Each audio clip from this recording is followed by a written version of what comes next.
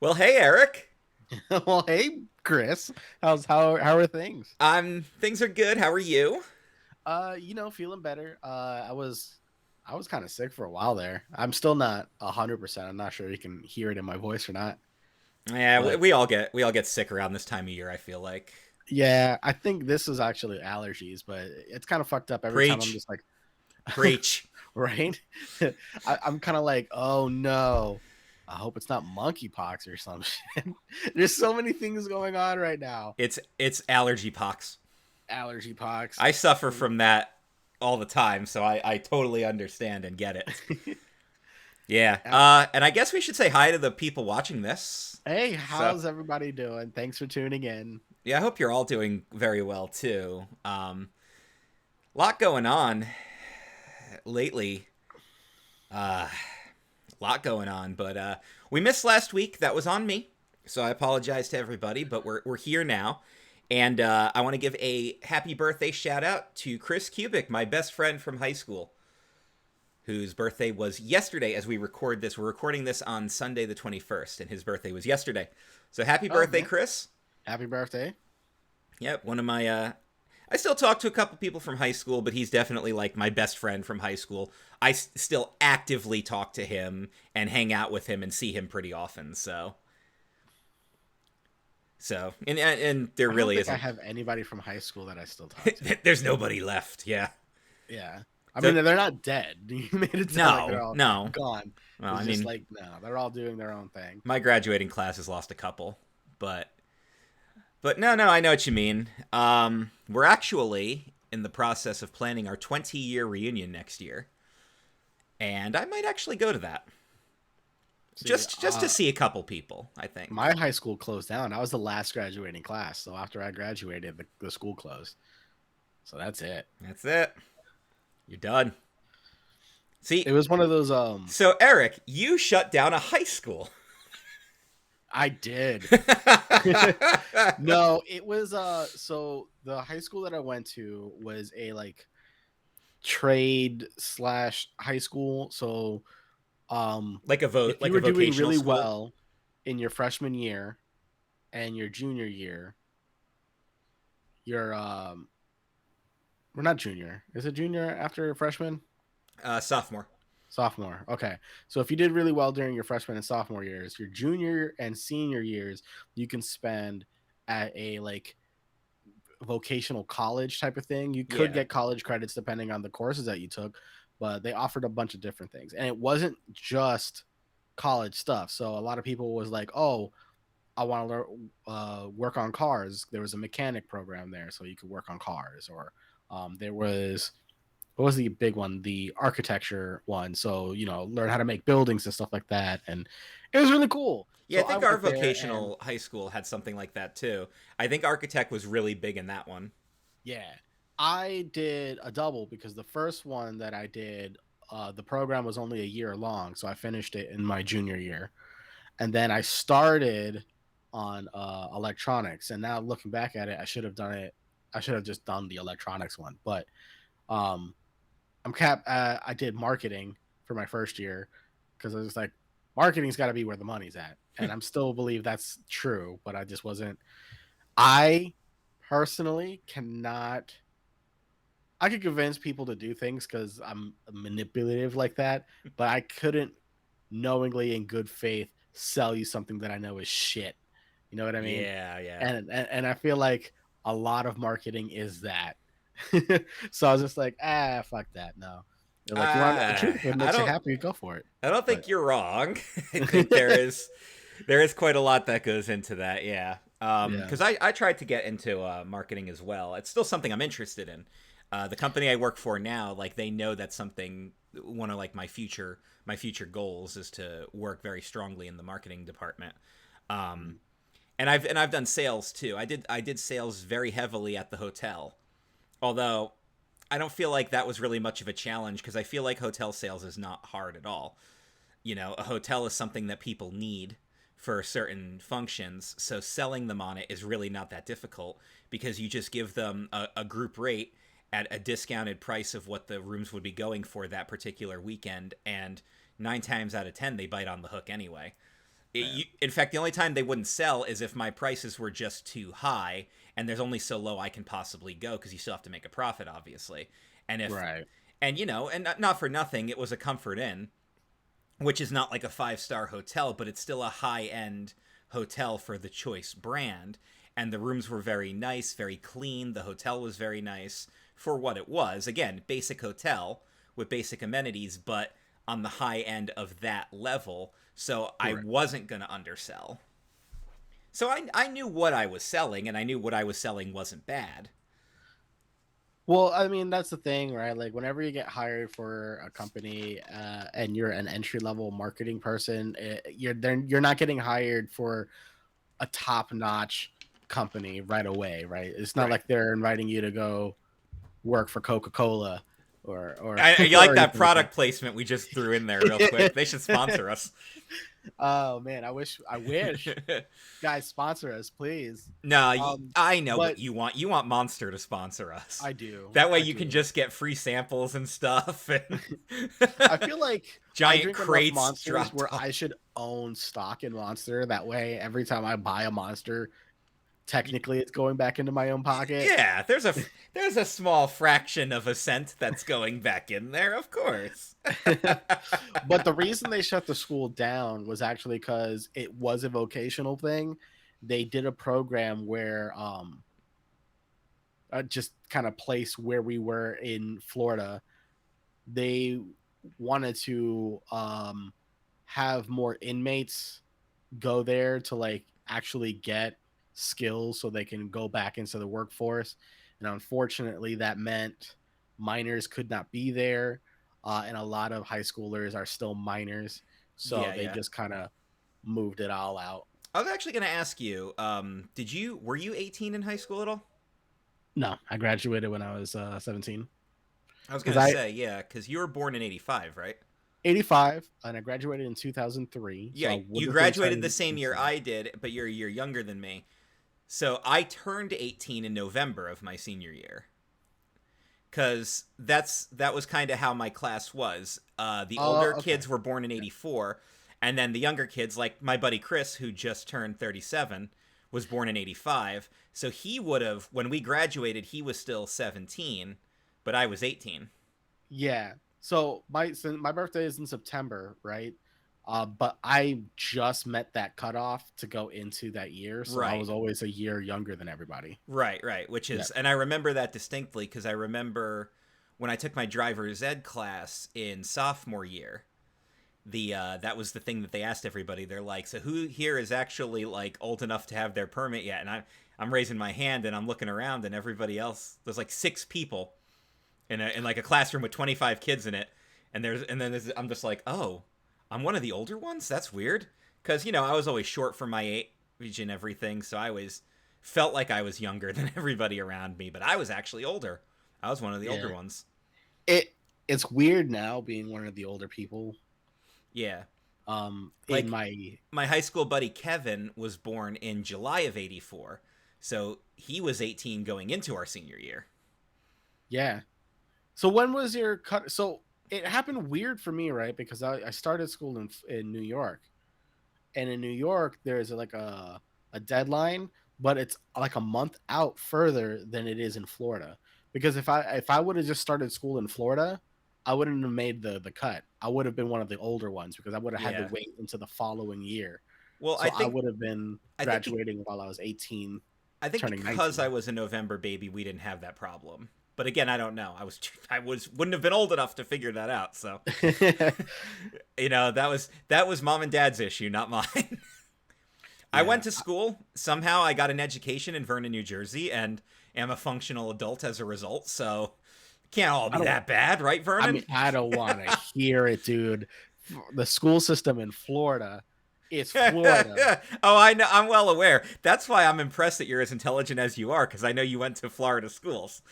Yeah, I don't give credit to here's what I give credit to Florida schools for.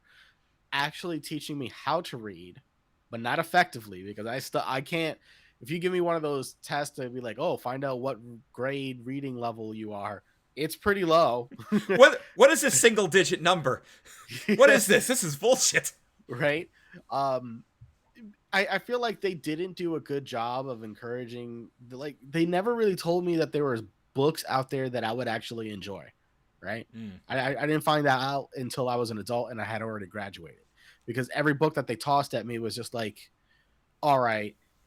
I think the best book that I read was like a Goosebumps book, which is like, okay, this is pretty fun, right? But Those it was books very were awesome. short and it was meant for like fifth grade, and I'm already here like about to graduate and shit. So I was just like, all right, whatever.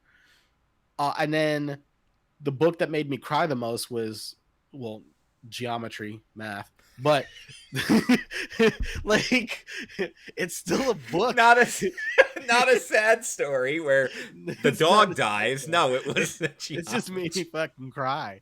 I'm just like, oh god, what is happening? What? But like, yeah, no, they did nothing to like help me be like, these are things that you might enjoy, like actual stories. It was all Yeah. facts. Fact this. And I'm just like, oh my god. Do I you know fucking what? hated You it. know what actually got me into being an avid reader? Other than the fact that like my mom encouraged me to read and all that stuff. um the fact that I was, a big movie kid and everything, and when I would find out that like Jurassic Park was based on a novel, I wanted to read the Michael Crichton novel. I was in 5th grade. That book is a little too advanced for a 5th grader because of how much they're I mean, not because of like it's bloody and gory and stuff and very graphic. You never read the Jurassic Park novel? No, I didn't know Okay. there was a novel. Okay, so in the original Jurassic Park novel, Dennis Nedry's death is very graphic. Like he gets his guts ripped open and he's physically holding them during the attack. He's blinded by the Dilophosaur, and then it slices his belly open and he's physically holding his intestines, and it's like described to you. And I'm like, wow. And I'm in 5th grade reading this. But there's a lot of philosophical and techno talk in there with the whole DNA thing and everything, and then Ian Malcolm being a philosopher or a chaotician or whatever he was. And those could be really intense for a 5th grade reading level because there were a lot of big words, a lot of big descriptions and everything. But I read the book and still really enjoyed it. A lot of cool differences to the book to movie. We could do a whole episode on book to movie changes, but just to give you a couple of examples, Jurassic Park book versus Jurassic Park novel, or book versus novel, movie versus novel. Gennaro, the lawyer. In the movie, he's a little slime ball. He's kind of a coward, and he gets eaten off the toilet by the T-Rex. In the book, he's actually a little more of a badass. He gets involved in stuff, and he lives. There's your difference. Muldoon, the game warden that gets killed by the raptors. Not too much changes there, but again, he gets to live. John Hammond, on the other hand, who survives the first movie, gets killed in the book in a pretty fitting way. He gets scared by the roar of a T-Rex, which is actually not the actual T-Rex, falls down a hill, is crippled, and then the compies get him. Plus, Okay. there's a lot of stuff in the book that they used in later movies, like they're hiding behind the waterfall from the T-Rex, and it's trying to get to the kids, but it can't get them, and it sticks its tongue out at them, and it's smacking them around with its tongue, but it can't physically get them. They use that scene in The Lost World. The T-Rex is stalking them down the river while they're on a boat. They use that scene in Jurassic Park 3 for the Spinosaur. So they took elements from the book that didn't quite make it. The other big death was Henry Wu, which he becomes a main character all the In way all through of the them. Jurassic World Yeah. series. But Yeah. he dies in the book. He gets killed by the raptors. And he's a much more major character in the book, too. So, again, a lot of changes, a lot of different stuff that happens, but and then like there's another character named Ed Regis, who I think I remember him being described as redheaded and he always had a Mets cap on. That's what I remember. He sort of fills the Gennaro role. He's the one in the car with the kids when the T-Rexes attack. He gets out of the car and hides in the woods, but there's two T-Rexes and an adult and a juvenile one, and the juvenile one kills him. So they kind of just change that stuff around. And then Malcolm dies, but he comes back in the sequel book anyway. So just, little changes like that. And I think I also remember, like, the vet that Ellie stays with is a bit different. The kids' ages are reversed and the personalities are reversed. Tim is older than Lex, and Lex is the computer. Oh no, Tim is the computer nerd, and Lex is like a jock. Okay. So little changes like that. But we can do a whole episode on. Well, Books versus movies. we can rip apart Harry Potter and Lord of the Rings because I've read those and seen those, and damn, those are differences. See, that's another thing. I really love Lord of the Rings, and then I like picked up the book, and I'm just like, The book's difficult. yeah. I was The like, book's what? difficult. Yeah. I made it through the first like chapter or two, and I was like, what did I just read? Like I forgot everything. Yeah. I hear you on that one. All right. Yeah. Well, I tell us about your new purchase, Eric.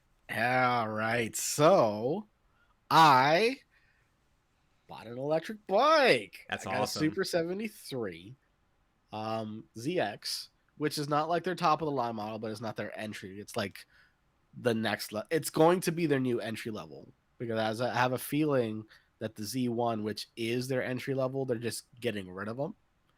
I found a local dealer that is not part of the company, but they're a licensed dealership to sell their products or whatever. And it was connected to a motorcycle shop. So I was like, this is fucking perfect.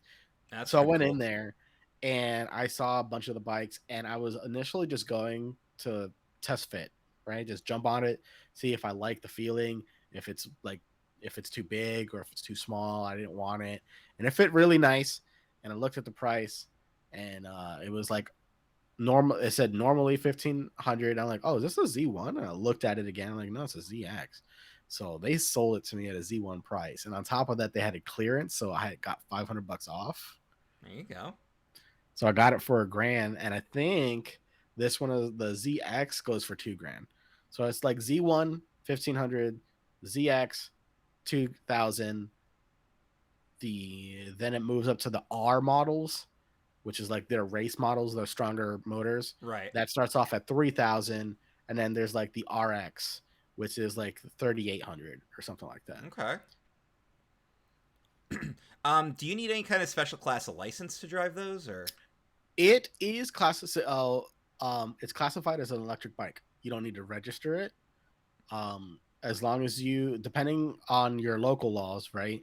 You can put it in class 1, class 2, or class 3 mode. Class 1 is pedal assist only, so you can't use the throttle, but you can set it up on the app. There's an app and whatnot. You just tell them, hey, I'm in this state. This state has whatever laws, and it needs to be class 1, and it'll literally cut the power to the throttle so you can't accidentally use it, and you can pedal up to 20 miles an hour.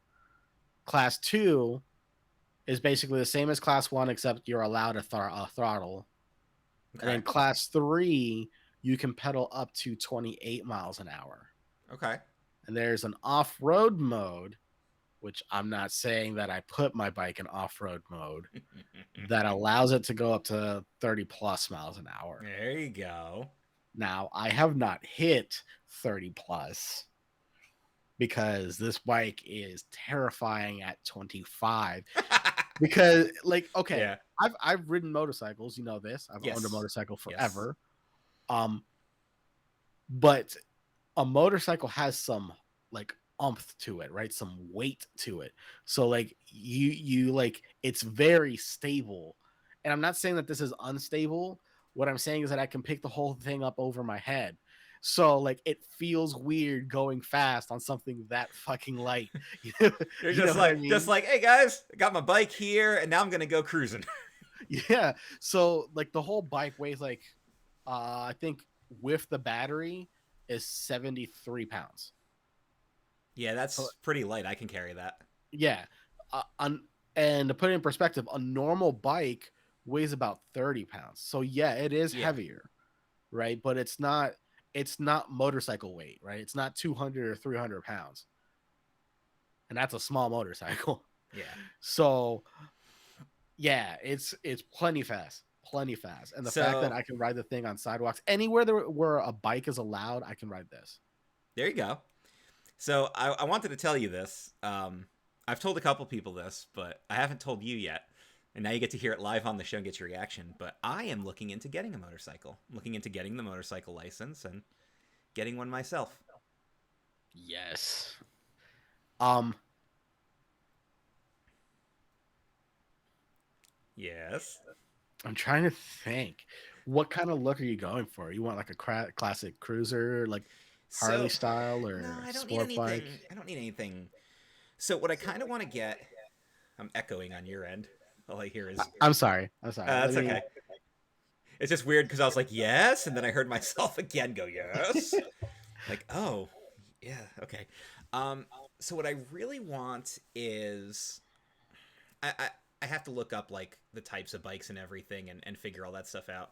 But I want to get one of those ones that kind of looks like. I guess the best way to describe it is it kind of looks like a tricycle because it's got two wheels on the back, one in the front, but it's got storage.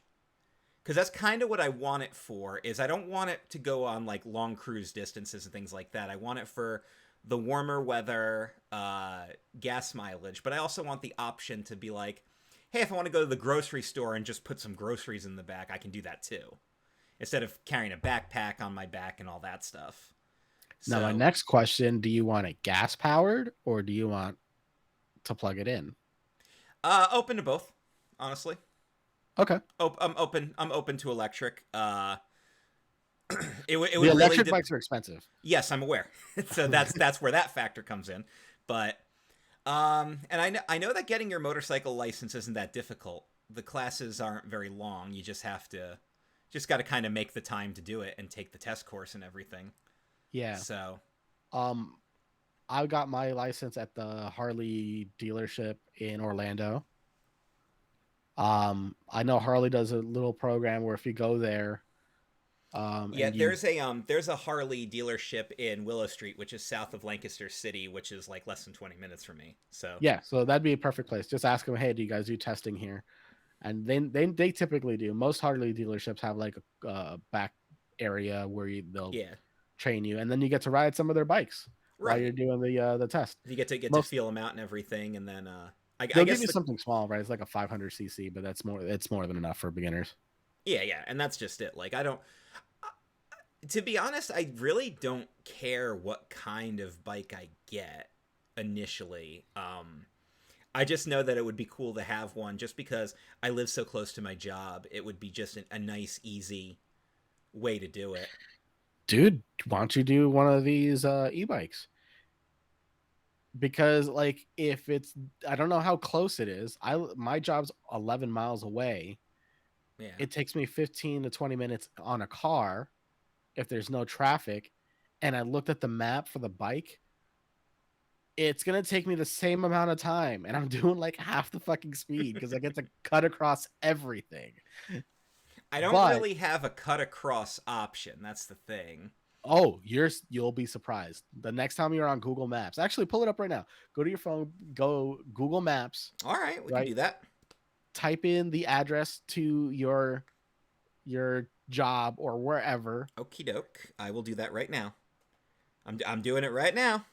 You can't see it, but I'm doing it. All you can see is the Rick and Morty season 6 coming soon, by the way. I know. I can't Okay, wait. so 11 minutes by car. Okay. So now I want to hit the thing, and I'm going to change it to bike. And Now, what does it say? Because when it's on bike, it's assuming that you can pedal at 10 miles an hour. What's the distance? 24 minutes. Okay. Well, what's the distance? What? How many miles? 4.3. Yeah, it's not going to take you 20 minutes to get there. Not going to take you 20 minutes to get there. Just make sure you have like a Right. nice, safe place to put the There bike. is a different road I can take. Well, You look see, at that. there's bike routes all over the country that don't show up on the maps because people just drive their cars. This one cuts through a neighborhood. Because Yeah, I, so I those didn't even know I had that option, but here we are. So that's the thing that I was amazed by. So you ever go to those apartments that have those nice walking trails? Yeah, yeah, yeah, yeah. We used to have one at the where was the place that I lived when I got my first apartment in Florida. I can't remember the name of the complex. I think it was like Villa del Sol or something like that. It was literally at the end of Osceola Parkway near the airport, near Orlando. Yes. Oh, actually, perfect. You know, remember where you lived before you moved away? Yeah, That apartment complex, is that the by one by that the you're talking about? Nickelodeon Hotel, right? Yeah, by The the one Nick that you've Hotel. came and visited me at. There's a walkway. I didn't know that. So there's a walkway that goes from there to that movie theater that's back there off of Okay. Osceola Parkway. You know how you have that toll booth? Yeah. You can completely bypass that toll booth. There's a walkway in Imagine them that general charging area. you a toll on an electric bike. Like, what a Yeah, dick. fuck that. Great job, Florida. But yeah, no, dude, they're great. You can, like I said, you don't have to pedal if you don't want to. You just use the throttle. Yeah. But obviously the range depletes. I get according to this, I should get about 35 miles to a full out of a full charge, which is more than enough to make it 11 miles one way, 11 miles back. So if yours is only like what 5 miles away, it's at Yeah, not 4.6. even. Yeah. So yeah, you can charge it every other day and still be fine. But I plan on bringing it because you could charge it wherever because the battery comes off of the bike. I'm gonna ride it there, take the battery off, charge it while I'm working, put the battery back on, ride it home. It's gonna be good. There you go. Yeah, I'm I'm gonna just look into that. only worried about the snow. Well, yeah. But then yeah, then you have a car, so I it's have a fine. car, right? Exactly. Exactly. Okay. And the way I did it, I initially was like, okay, I want a return of investment of 1 year. And here's how I did the math. I spent about $200 a month on gas, right? Just driving. So 1 year, that'd be $2,400. So if I can find a bike for under $2,400 that I don't have to use gas, after 1 year, the bike paid for itself. Exactly. That's a good way of looking at that too. All right. Very good. Well, got stuff to look into. All right, Eric. I got some fun for us this week. You ready? Yeah, Okay. shoot. So, we're going to find out if anybody would date us. Okay. The answer to that is, well, obviously yes, but But that's the thing, right? There's a but. There's always going to be a but. So, I found this article. It's supposedly like a guide to how to ask a guy or a girl questions on Tinder. So, we're going to skip the questions that you ask the girl, right? okay. Because that doesn't apply to us.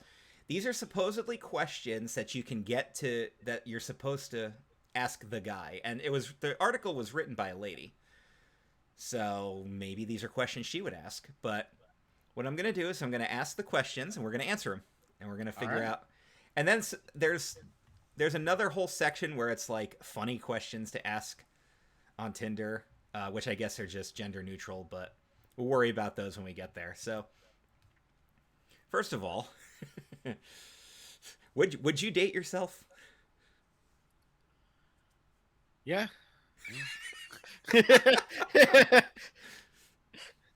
I mean, I I spend most of my time with myself, so Yeah, but I I don't know. I feel like if I was dating myself, that would be really difficult playing multiplayer games because that person can be kind of an ass when they lose. So, just saying. well, I know what to do to not get mad, so it's fine. I guess. All right. So let's have a little bit of fun. And then you guys and girls, guys too, that's fine, can tell us in the comments if you would date one of us. And you can either inflate our egos or stab us in the heart. I don't really know. Oh, jeez. Hey, there's no going back now. We're doing this. So. Yep. All right. So, what is the last thing you searched on the internet? Bike locks. I was hoping you were just going to go, oh, anal. Just straight up porn. Just straight up porn. You've gotten me with that line before. Yeah. What are we doing? It was it was a Simpsons thing. What did Marge have to do, or something like that? Yeah, what did Marge have to do for like a job or something? You're like, oh, I know, anal. Like, son of a bitch. And then the worst part was I knew the answer until you blurted that out, and then that was I no longer knew the answer after that. So thanks, buddy. Yeah. Well, the last thing I searched for on the internet was actually this. No, the last thing I actually searched for on the internet was a screen grab of my video game of the day that I post on Facebook. The game was Load Runner, for those of you keeping score at home. Classic. I believe I used an NES version of the screenshot, although I kept seeing like the Load Runner Anniversary Edition on Steam or whatever, but I went with the NES screenshot for the classic purposes. So yeah, there you go, buddy. See, we're regular people when we search for stuff on the internet. You know what I normally search for on the internet nowadays, honestly? I search for the videos. Yeah, how-to videos, exactly. How to do this, like yes. That's literally, I feel like 80% of my searches are how-to videos. 15% are just like whatever I've been subscribed to or into at the time. Yep. And then the other 5% probably porn. No shame. No shame. I'm just going to say this right now. You are a liar if you've never looked at porn on the internet. Either that or you don't have the internet. Yes. You're a liar. And then you're still lying. You're still lying. You're still lying. Because I live in Lancaster, Pennsylvania, full of Amish people, right? And we all know what Amish culture is like. But in certain sects of Mennonites and things like that, they're allowed to use technology because it helps their business. So there are plenty of Mennonites in the Amish community who drive cars, who have internet and cell phones and all that stuff. They do. And I know they do because I've heard the stories from people in that community of what they've caught their kids looking at. So, exactly. You've done it. You've all done it. And you know how deeply religious those people are. Yep. You've all done it. So just admit it and be done with it. And no judgment, honestly. Like, I don't judge people for anything like that. As long as it's legal and it makes you happy, look at whatever you want. Doesn't affect me. It doesn't affect my life personally or financially, so do whatever you want. Right? Whatever you want to put in your mouth doesn't matter to me. Yeah, it's your mouth, not mine. You know what I just put in my mouth earlier? A Jimmy John sub. It was delicious. I haven't had Jimmy John's in a while. Yeah, well, it's really dangerous when there's... Oh, do you? You son of a bitch. How dare you? At least I'm not eating it on camera. This could be worse. Fair. Okay. Which feature of a woman is a huge turn on for you?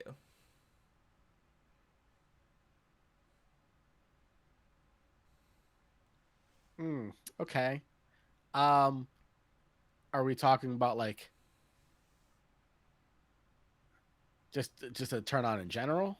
Well, it says feature, so I'm assuming they're actually asking for physicality. Okay. Thick thighs, man. I'll I'm a like thigh / like love handle, like mid area person. Mm-hmm. See, this always sounds really funny when I say this because I feel like nobody actually believes me, but I don't care so much about a woman's body as people seem to think that guys do. Yeah. Because I'm turned on by confidence. Your confidence in yourself. So it doesn't matter if you're big or you're thin. Are you confident in how you look? And that is what makes me happy. And everybody's like, that's such a liar answer. Well, fuck off. Because it's the truth. So this one always cracks me up. But the thighs get me every time. I'll wear them like a pair of sunglasses. Yeah. I broke you again. Let's remember this is going on YouTube, so let's not get too crazy now. So let's watch that stuff. So I remember I told this to somebody. One of my friends always used to get me with this. I said, I said, I've always been really attracted to girls with tattoos, piercings, and girls who wear glasses. And then one of my smart ass friends is like, hey, your wife doesn't have any of that. Not the point. Right? Not So the I will point. say that I am also extremely attracted to girls with tattoos and like brightly colored dyed hair and that Yeah. kind of thing. Screw it. But you have to That treat is not them Disney. That's because we worked at Disney, and that is not Disney look. So we. right. Maybe that's part of it, but I feel like the other part of it too is like they're also extremely dangerous. And here's what I mean. They're like poisonous frogs, right? They're beautiful to look at, but if you mishandle them, you're probably going to die. Oh, I kind of like that, actually. All right, so that was like physical stuff. So, what is the first thing that women usually notice about you? I'll let you know when they notice me. So, okay, so Sense of humor, maybe. yeah, so the big thing for me now is my eyes. That's always been the big thing that I hear now, and that didn't start until after I had my LASIK surgery. Because after I had my LASIK surgery and I didn't have glasses on anymore, and my eyes were much clearer, then I would start hearing all the compliments. Oh my God, your eyes are so blue. They look so great. Has anybody ever told you you had such pretty eyes? No, actually, nobody's told me that. Nobody told me that till after my LASIK. So that's wonderful now, but also like, and I don't hold this against anybody now because people obviously don't know that I had LASIK when they talk to me these days. But back then, it was actually kind of insulting when people who knew I wore glasses my whole time, now they're suddenly complimenting my eyes. And that almost kind of hurt a little bit, if that makes sense. Yeah, no, it makes sense. So, I don't know. I've been told that I have a big ass, so yeah, me too. But I like food, so it ain't right, it ain't going anywhere. You know what? It's comfy. That's all that matters. right. That's that. It's kind of a benefit, right? You can sit on a bench and be okay for days, just like yeah, well, it's whatever. I got a comfy ass. Did you play any sport in high school, and which one? Two sports: baseball and lacrosse. Very good. Don't remember the rules for lacrosse, so don't ask. And then baseball because, of course, I did. I'm Puerto Rican. Yeah, some of the best players. Some of the best. I didn't actually play any sports in high school. I stopped soccer before high school. Oh, was it high school? That was the question. Yeah, it was specifically high school, but Okay, well, then just lacrosse because I didn't okay. make it into the baseball team. Okay, yeah. Well, soccer wouldn't have been any fun in high school. That's when it stopped being fun. The coach was kind of a dick, and it was just too competitive. It was all about now. Up until that point, it was always about teamwork and camaraderie and having fun. And yeah, we were trying to win the game, but then the high school coach, all you had to do was win. If you didn't win, you get screamed at, and that was no fun. Because I actually had a pretty good team. I remember that. Like especially my youth soccer team was actually really good. We were like third place most of the time. There was like that one team that nobody ever beat. It was just that team, right? And then there was just another team that we struggled against. But we were actually a pretty solid team. So I definitely remember that. But no, I didn't play any sports in high school because I was too focused on Boy Scouts at that time. I was trying to make Eagle Scout. I think lacrosse I only did it freshman year because I was at Colonial High School there, and they actually had a lacrosse team. But I only did that for a few months before I was just like, I'll just go back to band. I just didn't want to do band because of I didn't want to do marching band in Florida. Why You know what not, I'm Eric? because it's fucking hot and miserable, dude. Just imagine wearing all of that heavy costume stuff, marching around playing a trumpet. Thank God I picked the fucking trumpet and not like a tuba, because I would have just See, fucking it was shot always myself. fun in Florida. You know where Dr. Phillips High School is, right behind Universal Studios? Yeah. So the high school itself, or at least like the football field and everything, was right behind where the break room trailers were for Wizarding World. So there were nights when I'd be like going out to the trailer on break, during like one of the late night shifts. It's like 8, 9 o'clock at night. You're going on break and you're walking back there, and there's like a pep rally going on, and you can hear it because it's literally there's the trees, right? The tree line right behind the streets right on the other side. The high school's on the other side of that. So all you hear is like the marching band going off, people cheering in the stands for the football game, and I'm just dressed like a Hogwarts student. Like, is this the Quidditch rally? Like, but I always remember that, and yeah, now that I'm thinking about it, I'm like, man, imagine playing like high school football in Florida. No. Nope. Just imagine. I can't imagine being outside in Florida anymore. But that was one thing. When I was a kid, I felt like I didn't sweat that much. It wasn't until I turned into an adult and started having to work outside that it was just like, hey, it's fucking hot. I remember one morning opening the disaster ride. It was 7:30 in the morning. I was standing outside at Greeter, and I was just feeling the beads of sweat drip down my face. I'm like, it's 7:30 a.m. This is horseshit. It was so miserable. So miserable. All right. And that's what people don't understand. They're just like, oh, we'll just stand in the shade. And like everything is the shade at 7 o'clock in the morning. The sun's not out yet. You're just fucking melting for no reason. There's like, stand in the shade. Kiss my ass. Like, we haven't thought about that. All right. I'm going to skip this next one just because it feels like it could be an insulting question. How would you describe your dream girl? Let's not get into that. Oh, okay. Yeah. First of all, there's no such thing because they're never going to exist. So just get that out of your head right now. I've accepted the fact that I would never be anybody's dream guy. So I will have examples. An introvert that likes video games, anime, and movies. Yeah, and there's plenty of those out there. And we'll leave it at that. There's plenty of those out there. How would you rate your personality on a scale of 10? 10 being the best? Yeah, let's go 10. Well, fucking 10. Obviously. Yeah. Mine goes to 11. Obviously. Duh. Of course. It depends on the day. And if I'm sick or not. Yeah, we all have if I'm hungry. We all have good and bad days. So yeah. Yeah, I start off at the 10, but that can go down depending if I'm hungry, hot, upset. Was I just involved in a car wreck? Like, hey, listen, ladies, I'm a 4, but I'm funny. All right, so there you go. What is the best thing you've ever done to make a woman feel special? Aww.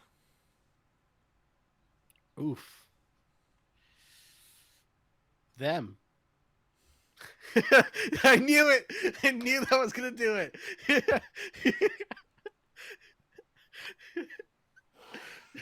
I can't top that one. This is why we're friends, dude. I can't top that one. That's I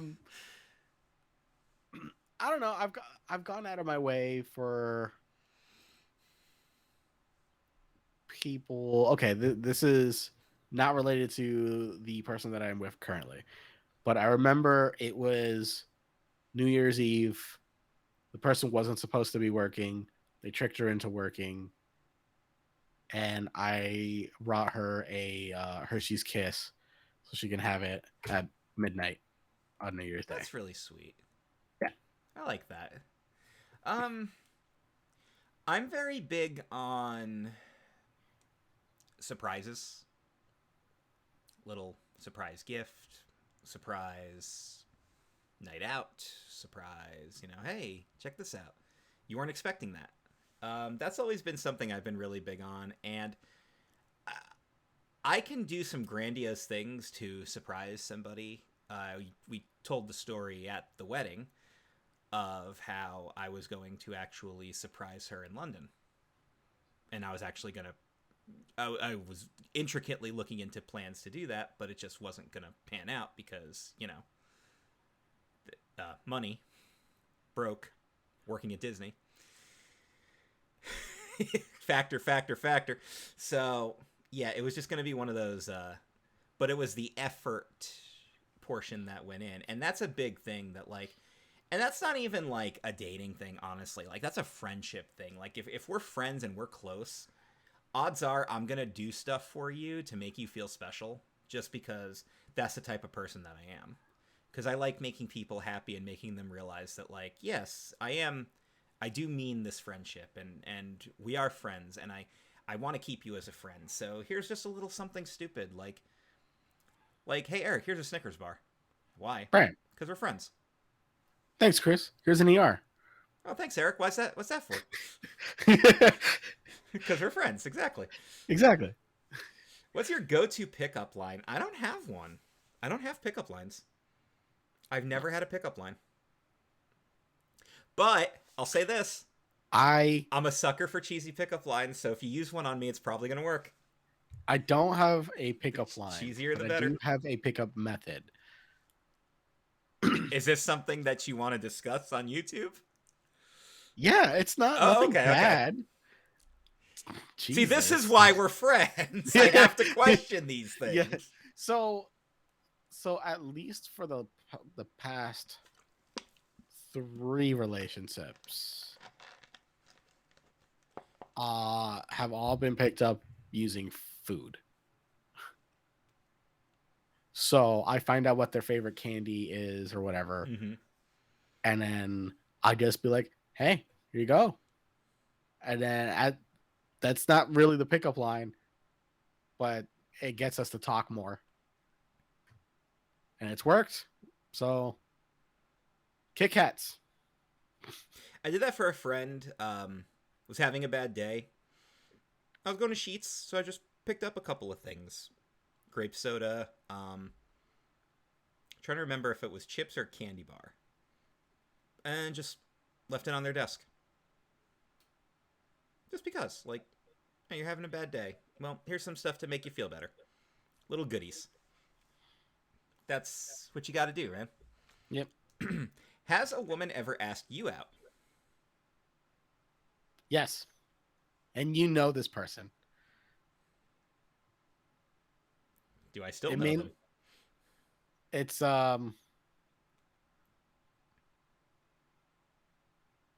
Is it your former best friend? No. Not that one? Okay. Not that one. This is... Did I ever tell you the time someone tried to, like, kiss me against the glass at some of All Thrills? Possibly? I'll have to text you then because I don't want to say her name. Okay. Now I'm intrigued. Was it a CP? It was not a CP.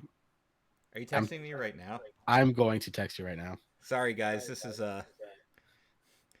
how these things are gonna go.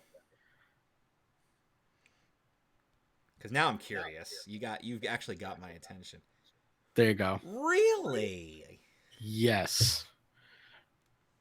Really? Okay. Was not expecting that. And yeah. Okay. How about you, man? Yeah, it has actually happened before. Not usually it's me being the initiator, but it's happened before. I've even been set up on a couple of dates. I've actually been on a blind date before. Met her at the restaurant, kind of thing. Very interesting. I mean, it didn't pan out, obviously, but like it was still cool that I got to do it. Like sometimes it's cool to just say that you've done the thing. Like for example, have you ever engaged in a one-night stand? Yes. Yes. Just once, but it happened. So that's like one of those things you can just say that it happened. Twice. Oh, yes, God. Oh, God, this one. Have you ever had feelings about someone who did not like you back? Oh.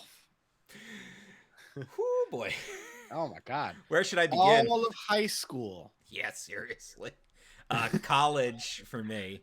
College was big. I went through 3 or 4 interests, and none of them panned out. Oh, my God. It's a swing and a miss. Some of them were real misses. And some of them were worse than no's. Some of them were just ew. I'm like, Wow, you're a fucking bitch. I think I actually do remember somebody did that. They asked somebody on AOL Instant Messenger on my behalf, unbeknownst to me, and I got an ew out of that. And they screenshotted it and sent it to me. I said, well, I'm gonna go lock myself in my room and cry now. So thanks. Jesus. Hey, but you know what? That's one way to get over liking somebody.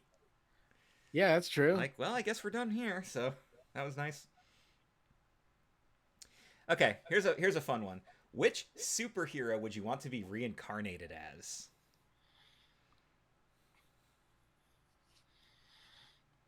Tony Stark. Yeah. Yeah, solid. Now, that's if I want to come back like as a human, because he's rich, he's got the intelligence and the resources. But if I wanted somebody who had superpowers,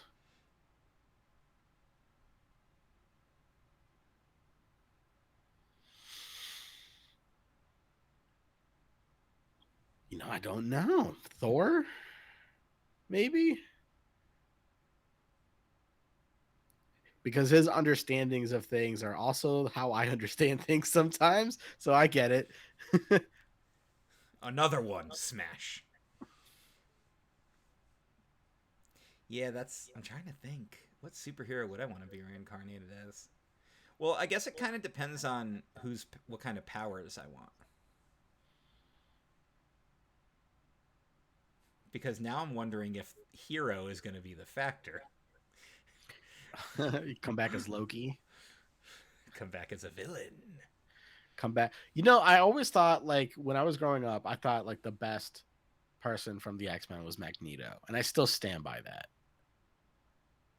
Like he's a villain, but he's not really. If that makes any sense. I feel like his way of doing things are a bit extreme. Maybe I'll But he's be Wolverine. Wolverine. Yeah.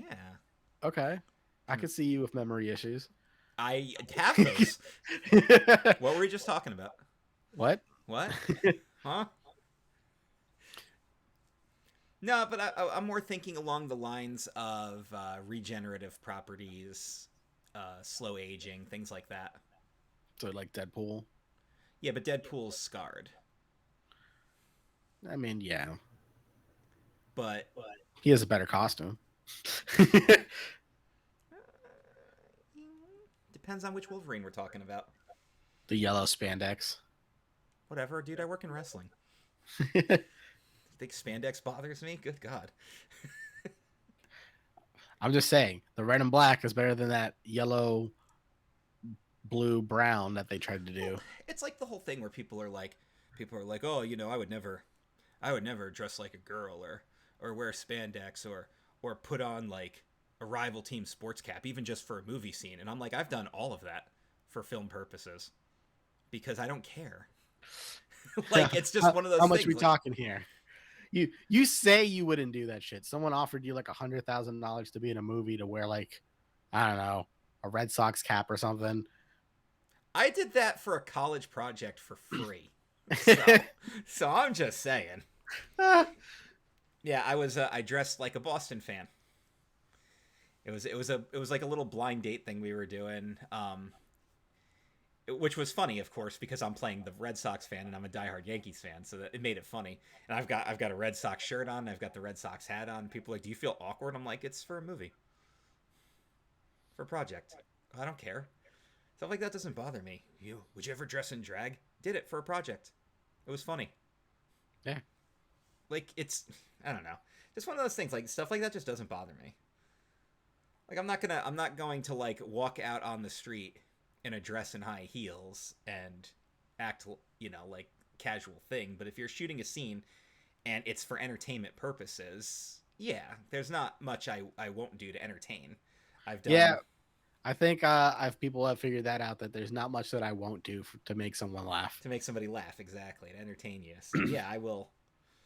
Yeah, so just be careful what you're asking me to do, because odds are, if it's going to be entertaining and it's going to make somebody's day, I'm probably going to do it. And this is coming from somebody who is currently in the process of writing 2 scripts for a video project for my job. And both of them would require me doing stuff that might humiliate me a little bit. Just because the character I'd be playing, but it would be the character I'm playing would be getting humiliated, not me. So again, that's what it boils down to. Like, everybody was laughing when I shot the video for the company podcast where I'm playing the promoter character, and I down a Monster Energy drink and it spills all on my nice dress shirt. People are like, I can't believe you did that. I'm like, it was entertainment for the camera. They said you should get a little spill on you, and of course I'm wearing like my favorite dress shirt, and I'm like, okay. All right, I'll do that. I mean, I was a little leery about getting pied in the face at the wrestling show because I had my nice blazer on with the AWA official logo and everything, and they pied me in the face. It got all over. I had to get the thing dry cleaned, but you know what? It was entertaining. Everybody had a good time with it, and it was my birthday.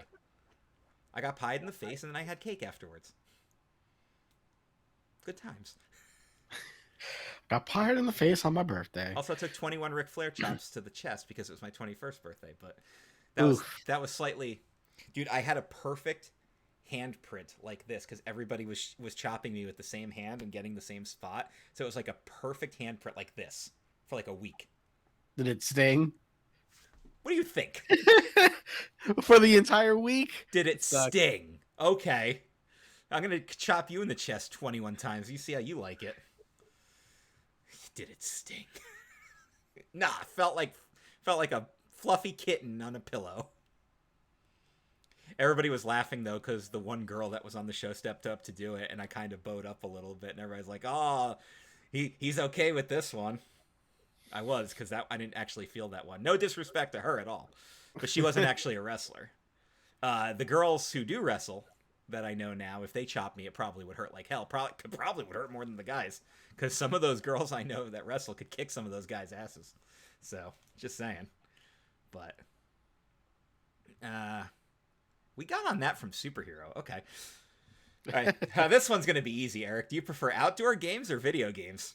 Video games. Jeez, I know. Fucking video games all day. All day, every day. How would you describe your first kiss? Do you remember your first kiss? I actually do remember mine.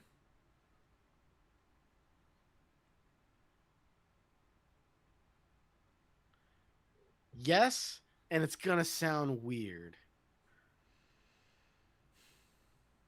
It was in Boy Scouts, but it was to a girl. This is if I wasn't an Eagle Scout, I'd be cracking every joke under the sun right now. Luckily for you, I've got respect for this. So they were still in transition to calling us explorers. Okay. So it was a co-ed thing, but they didn't have an actual name. So we're still a Boy Scout troop.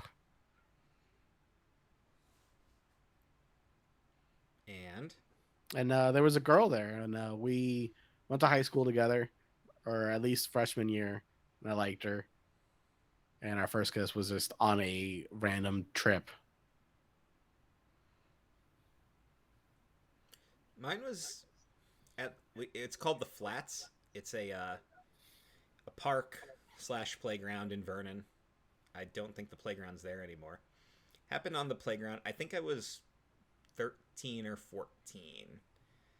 It was a girl in one of my classes, and I later found out she was apparently going around getting to be every guy's first kiss, is what was actually happening.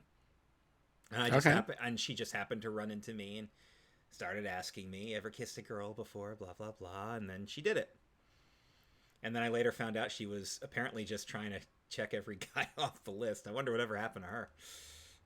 Should probably just upgraded that list to something else. I'm assuming she upgraded well past kiss at some point. But it was awkward. Next on Octomom. It was awkward as hell. I remember that. I literally didn't know what to do with my lips. Like, I was like 13 or 14. I don't know. Good God. Fair. So, do you remember your first crush at all? This isn't one of the questions. I'm just asking. Because I remember the first girl I actually had a crush on was back in like second grade. She sat next to me in class, and then, of course, once your friends find out, they start teasing you for it. Because, back then, when you like a girl, you're teased for it. There was I can't remember what grade I was, but I was super young. It was either like third or fourth grade. There was this girl who just did a lot of art, and she was just very pretty. And I think I think the fact that she was drawing like made it even more cool. So I had a crush on her, and nothing ever came out of it. Like Oh, never. yeah. It was one of those crushes where it was so bad that I couldn't even talk to her. So it's Uh-huh. just I've crush had... from a distance type of Oh, my things, you know? God, I had one of those. Oh, God, I had one of those bad.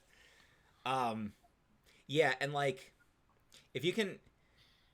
If she can draw or paint or sing or play an instrument, like, that always, like, adds a point. Especially if it's something that I can't do, that I want to do, like sing or play an instrument or draw. I'm just really bad at it. So, like, that's always a cool thing too. This one's easy. Would you rather be with a beautiful girl or a girl with a sense of humor?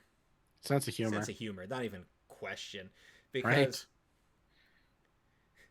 right? I won't say the girl's name because I'm not going to insult her, and there's an actual chance she might watch this.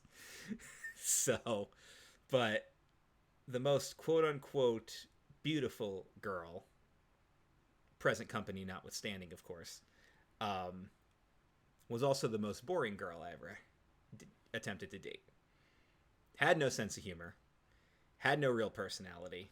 It was all physical, and then that was one of those like mindful wake up calls, right? Is like you realize it's all physical and there is no connection, and then you realize that, well, this sucks. This Yep. actually sucks. Yep. So, I've had that a couple of times. um, Actually, I've had it where their personality was just complete shit. She's just like, "Well, I'm beautiful, so I don't have to try," and it's like, and that is why I'm out. all right, I'm gonna text you a name now. Okay. There was a girl at Inno that I kind of thought my mind was playing tricks on me with. I don't know if you will remember this or not. And then I started realizing, the deeper it got into her personality, the more I realized, no, I think it's just a physical thing. I don't think she's a very interesting person at all. And now I'm texting you the name. Yep. You know exactly who I'm talking Yep. about. Yep.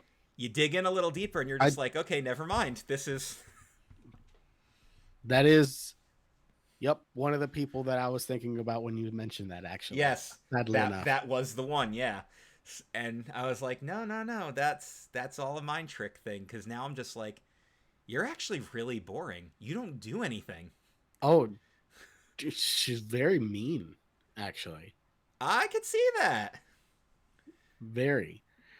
But like it's undercover. It's because I feel like her face refuses to not smile. Yeah, exactly. That's She's like a true. Yeah, dolphin, right? Like you look at dolphins and like, oh look, it's smiling. It's because its face can't move.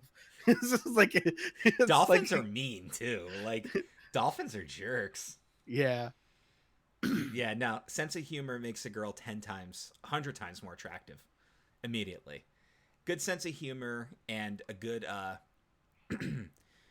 laid back sense of humor. Like, you can make all the jokes. I'm not saying you have to have the dirty mindset or the mean-spirited mindset and go with those kind of jokes, but you're not ragging on me for laughing at that kind of joke, sort of thing. One of the girls I work with now, I won't say her name because there's a chance she's watching this, but I remember I was just kind of like gauging my coworkers' senses of humor to try to figure out like who I can joke with and who I can't joke with. And I remember asking her, I'm like, how's your sense of humor before because I want to like show you a meme, but I want to make sure you're okay with it. And she looks me dead in the eye and goes, I used to make all the dead baby jokes, and I said, "Okay, fantastic. Here's the meme," and I like showed her immediately because I'm like, as soon as you go down that dark path, then I know there's no limit to what I can show you and have. Oh my If you're god. watching this, thank you for appreciating the sense of humor because I won't say your name, but as soon as she told me that, I was like, okay, nope, nope, nope, we're good, we're good. Here's the meme. All right, here we go. Favorite TV show of all time. Of all time? All time. You already know mine. This is too hard. Not This for is me, too dude. hard. It'll never change. It's always going to be The Simpsons. It's never going to change. It doesn't matter what comes along at this stage of my life. I have been with The Simpsons since The Simpsons existed, pretty much. Well, okay, not the Tracy Ullman Simpsons. I'm talking about like the half-hour block. Because I was watching when that show got on Fox and have been watching ever since. And granted, I have not seen every episode of The Simpsons because there's just too many of them right now. And they're still going, and I really wish they'd stop. So I could just binge it all at once and be like, here is my review of the whole show. But Can I make it a franchise? sure, go for it. The Dragon Ball franchise. Okay, there you go. No, And that's it's just fair. because like it's a continuing story, right? So Right. like Dragon Ball, then Dragon Ball Z is they could be considered like their own individual stories. Right. But Dragon Ball Z was the evolution of where the story went after Dragon Ball. And then Dragon Ball Super is the continuation of that story. And then GT, like, is technically non-canon, but it's considered like an alternate universe type deal. So you can canonize it if you want to. And now we've got superheroes coming out as we're recording this. That's pretty soon, actually. So the story continues. But yeah, no, that's in the grand scheme, especially when it comes to anime, that's easily my favorite anime by far. Dragon Ball franchise always will be. Yeah. I loved that franchise, and I couldn't believe how good Super was. Super is great. Super can tag along with Z anytime. Like, you know how like Z was obviously better than Dragon Ball because of how much it expanded the story, right? And that's not a knock at Dragon Ball at all. It's just that Dragon Ball was the experimental show, and now they realize, oh, this is popular. Well, here you go. Let's really jack this up now. And yeah, I feel like oh, man, I just remember how I felt when they re-released or not when they re-released, when they released the God of Destruction movie. Mm-hmm. And I was just like, they're still making Dragon Ball movies. And then they were like, oh, by the way, the show's coming back. And then the first arc is basically going to be the movie. Just, I'm like, what the fuck is happening? Yes, I'm all down for this. And then Resurrection F. Yep. And then that became the next arc season. Yeah. And it's like, where are they going to go from here? And then it's like, is that Future Trunks? Heavy breathing, like. Yeah, dude. Oh, man. I couldn't believe how good it went. And it's like, because now you're thinking, how can they possibly make it bigger? We've already had global universal threats. Well, how about 11 more universes? Yep. And I'm just like, I'm still finding it very difficult now to top this. But at the same point, like, they don't have to continue the story with Goku and Vegeta anymore. And I hope they don't. Well, isn't that the thing? Superheroes going to be about Gohan and Piccolo. Yeah. So, yeah, no, I like that. Okay, so since we're on the topic, Dragon Ball and The Simpsons, two shows still happening. I'll ask you, and then you can ask me, how do you want your favorite show to eventually end? After I end. So you don't want to be around for it. Keep going while I'm alive. So I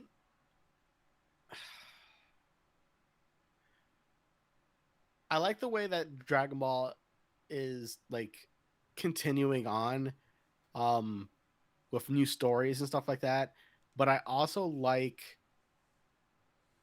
what they did with Naruto, where it ended, and then his son took over. So keep the universe alive, but make the Yeah. story about someone else. Right. Now I haven't watched all of Boruto, and I've heard terrible things, so take that with whatever. But like the fact that the universe is still there, there's still conflict, so you can technically, and I'm going back to the Dragon Ball realm, if Goku is the strongest in the universe and he dies, who is now the strongest in the universe? And can the next person who's following that story compete with that person? Like right now, I'll tell you straight up, Goku, Vegeta, and Frieza, right? They're like top 3. Right. What happens if Goku and Vegeta die? Frieza gets to do whatever he wants again. And the next strongest person is leaps below Frieza. So Frieza is now the ultimate villain yet again. How do you fight that? Well, I want to see Vegeta become a god of destruction, which is one of his agreements to train with Whis.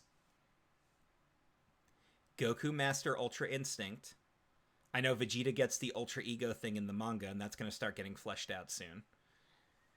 I'd like to see it end where I actually want to see it end where Goku's death proves permanent, and it becomes Vegeta's story. Because as much as we've had Goku and Vegeta, I think the focus has always been more on Goku, and now I think it would be Vegeta's turn to shine, and that would be his ultimate thing, right? Is like he's a god of destruction, he needs to destroy, but now Goku's gone, and he needs to protect the universe from a threat like Frieza. I even got like one better, right? I like where you're going off with all this. I feel like the Ultra Instinct is basically an angel form, right? We can all agree that Yeah, that's what. So because even Vegeta Beerus is the can't god do of the it. destruction. Make Goku his angel for whatever Oh fucking my reason, god, because that'd be that would amazing. piss him off. That would be amazing. Which Now would be they great all because the need angel, even though the angel is more powerful than the god of destruction, they're kind of a servitude to them. So how would Goku be reacting to that? like an idiot, like he normally would be. I Okay, so think like Goku, got it. yeah, I literally think it would just be like Vegeta wants to do something that's a little too angry, and then Goku would just be like, "But they have really good food." or, Oh or come what on, would Vegeta, Bulma think of the this? food would be really good. Vegeta, don't destroy him. I want to fight him. You can't. You're the angel. Come on, um, Vegeta, please, just a little fight. yeah, that's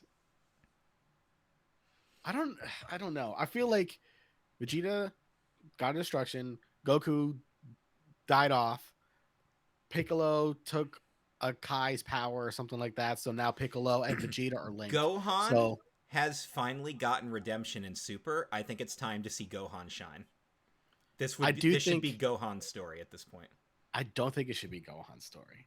I think Gohan had his chance in the Boo arc and he fucking ruined it.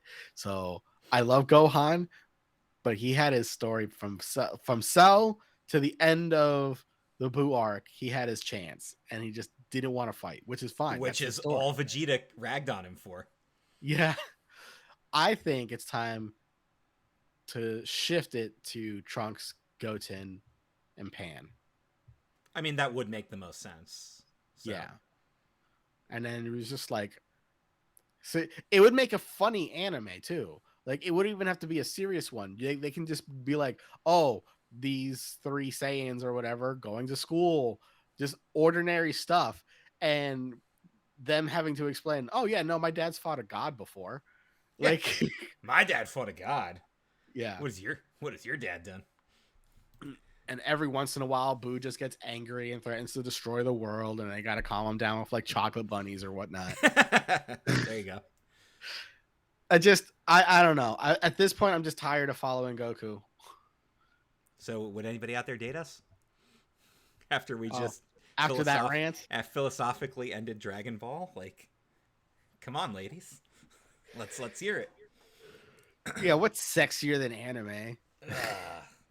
How much time you got? We don't. We still got time left in the show. We can. I guess we can get into that. We're doing a long episode to make up for last week. So. Well, actually, I was wondering if we could do a short episode because my throat is fucking killing me. Oh, jeez. All right. All right, buddy. Suck it up. Let's go. All right. So here's how I would end The Simpsons. Simpsons has tried to end a couple of times with storylines that technically should have been the end of the series. And that didn't happen, obviously. So, like, I know they've experimented with showing what the actual future would be, blah, blah, blah. So here's how I would actually conclude a couple of things on The Simpsons. Number one, Mr. Burns dead. And I love that character. But he's 104, and he's a villain. Mr. Burns dead for good. That's one thing I would do to end the series. Is he a villain? Yes. Kidding. He is. Yes. I know what you're trying to say, but yes, no. He's definitely a villain. So Burns officially dead, and then I would actually be really cool if they would do something cool where Homer gets a good promotion at the power plant and actually does really good at it. Kind of like what they did with Peter Griffin when they were going with the brewery story. Where, like, yeah, they stuck him in an office job, but he ended up being pretty good at it.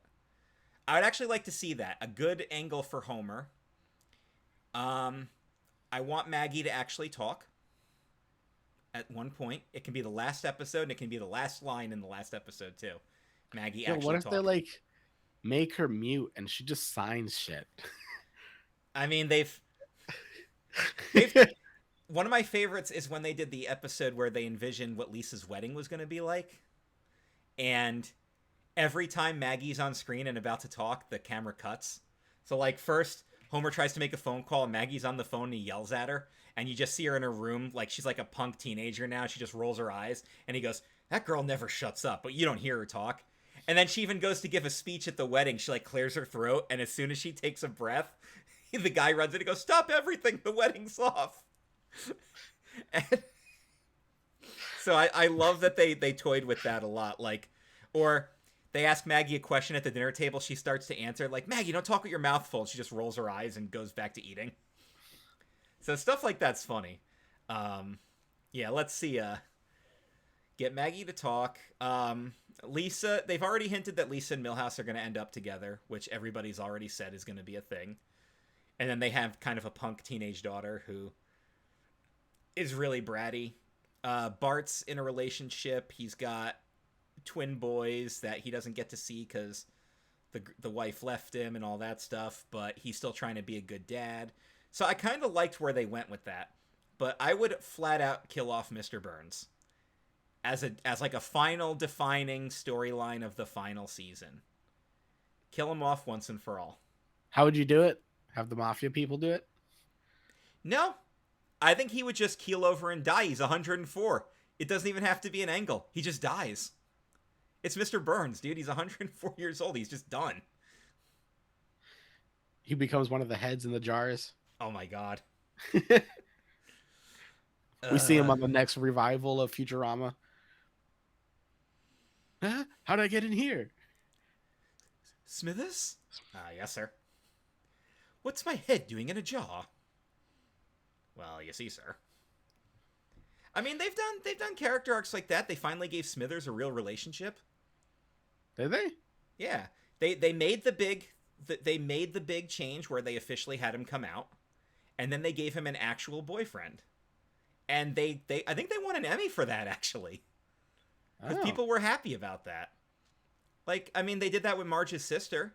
She came out as a lesbian. She ended up, and then her other sister that always wanted a daughter ended up adopting. So, like, they've made those angles and those changes and everything. So yeah, let's keep that momentum going. They gave the comic book guy a wife.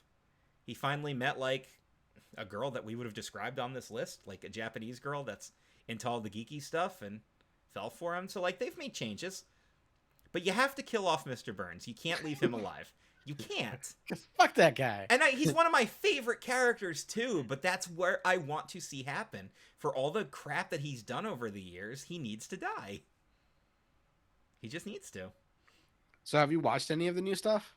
Occasionally. I always watch the Halloween episodes, no matter what. No matter what, I watch the Halloween episodes.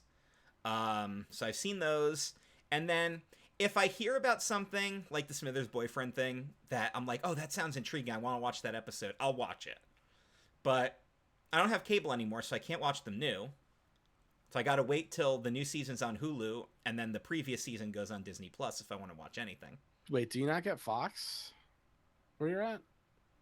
No, we don't have any cable. Oh, okay. I mean, I think you can watch like the streaming stuff if I had it, but I don't. It's not a big deal. I mean, I just don't. It's nothing against it. It's just that it's one of those things where like I just don't watch modern Simpsons because I'm always when I get a Simpsons craving, it's usually one of the first 8 seasons, the golden years. So, just watched a couple episodes the other day. I was just like, I'm gonna watch some Simpsons. Why not? Yeah, I had this crazy idea, Eric. I was gonna go back and watch the whole series, like the whole series from the beginning, but not do it as a podcast. For once, I was actually gonna watch it for my own enjoyment. Like, I don't even know if I know how to do that. Because I try to podcast everything I watch now. So, like, how do you just binge something? I feel like my new favorite show is going to end up being Bob's Burgers. Bob's Burgers is good, yeah. It's just, it's great. I love Rick and Morty. Yeah, me too. But there's something, like, wholesome about Bob's Burgers. Did you ever see the meme? It was like a diagram. It was Bob Belcher, Homer Simpson, Hank Hill, and Peter Griffin. And it was whether their wife was a good person or they were a good husband. So for Bob Belcher, it was good husband, wife is a good person. Then it's Hank Hill. Good husband, wife is not a good person. Homer Simpson, bad husband, wife is a good person. And then Peter Griffin, bad husband, wife is a bad person. And that's not the truest thing I've ever seen in my life. I don't know why that reminded me of the episode where, like, Peter almost kills Stewie. Yes. And then he, like, throws her in front of the car and blames it on the wife. And just like, we gotta, like, hide the body. And he's like, wait, what? Yeah, what? No, let's just go to the hospital. Yeah, seriously. Yeah, and I really think that's like the truest thing ever because, obviously I watch all 4 of those shows. And I'm like, yes, and more yes, because Marge Simpson and Linda Belcher are great people. Fuck Peggy Hill, fuck Lois Griffin. But Hank tries and Homer doesn't, so what are you gonna do? God damn it, Bobby. What you doing there, Bobby? Playing a video game? King of the Hill. Every time I think you said the dumbest thing I've ever heard you say, you keep talking. That's my favorite line ever. That's my favorite Hank Hill line ever. Damn it, Luann, just when I think you said the stupidest thing ever, you keep talking. That is the best Hank Hill line ever. I love that line so much. That needs to be on a shirt. That has to be on a t-shirt. I'm going to have to put that on. Go to Redbubble, shop CKCC, and buy a t-shirt. I'm going to make that shirt. Shout out to Jeff Trelowitz showing off his I Speak Fluent movie quote shirt that he bought. And thank you, Jeff. I appreciate that. And then, of course, I saw one of my friends is like, oh, I need to get one of those. Hey, I know a place you can do that at. But, yeah, no, Bob's Burgers. Bob's Burgers is great. You know what? And that's the thing, right? There was another meme. It was, you've seen some Simpsons. Have you seen the baseball episode? Where he becomes the mascot? Not the mascot, but they have the company softball team and they bring in 9 major league players and they all voice themselves. It's called Homer at the Bat. It's one of my favorite episodes. If you've never seen it, there's a Homer plays right field, just like Darryl Strawberry. And he's like, and he runs into me. He goes, "You're Darryl Strawberry." "Yes." "You play right field." "Yes." "I play right field too." So? Well, are you better than me? And Daryl Strawberry goes, well, I've never met you, but yes. So there's a meme. It's Peter Griffin talking to Bob Belcher. He goes, you're from Bob's Burgers. Yes. He's like, you were inspired by The Simpsons. Yeah. I was inspired by The Simpsons too. So? Well, are you funnier than me? And Bob goes, well, I've never watched you, but yes. Bob's Burgers over Family Guy. Sorry, not sorry. No, I agree with that. Especially modern Family Guy. Modern Family Guy is atrocious. I haven't seen Modern Family Guy. Don't. Just don't. Every time I've seen anything modern Family Guy, I've hated it. Hated it. Modern Simpsons at least still has funny moments. It's just not as good as it used to be. Modern Family Guy is just downright bad. So just don't watch it. Okay. What's the most precious thing you own? I'm skipping have you ever been in a committed relationship, because obviously we both have. Yes. Okay. Most precious thing you own? I don't know. Like, I don't own anything precious because I can't really, like, if something were to happen to that precious thing, I'd feel like I'd be devastated. So therefore, I don't buy anything that could devastate me if I lose it. There you go. Yes, I'd be very upset if something happened and I lost my computer and my PS5 and my Switch and all that, but I can replace that stuff. Right. I mean, I don't own my cats. They're like a part of us. They're No, the cats family. own us. We know Yeah. that. The cats own us. Let's be honest here. Yeah, if like the house was on fire, I would scoop up a cat under each arm and just dive out the window with the cats in my arm. I know they'll run away, but at least they live. At least they're out of the house. Exactly. Yeah. They're not going to die in the house. Yeah. I guess if I had to pick a precious thing I owned, it's the only physical item that's in my fireproof lockbox. Because like the fireproof lockbox obviously has things like my birth certificate, car title, social security card, things that if there was a fire, I wouldn't want to lose that stuff, right? Right. I have a cross necklace in there. Now, I'm not religious, but it belonged to my grandfather, and it was given to me by my grandmother when he died. And he's the only grandfather I ever knew. I never met my mom's dad because he died before I was born. And it's the only thing of his I actually own, because I don't have any of his paintings because we don't own, we rent. So I don't have any of his artwork here because I'd have that hanging up in the house. I'm waiting till I have my own place to hang all that stuff up. So the one thing I have from my grandfather is this necklace. Well, that's in the firebox.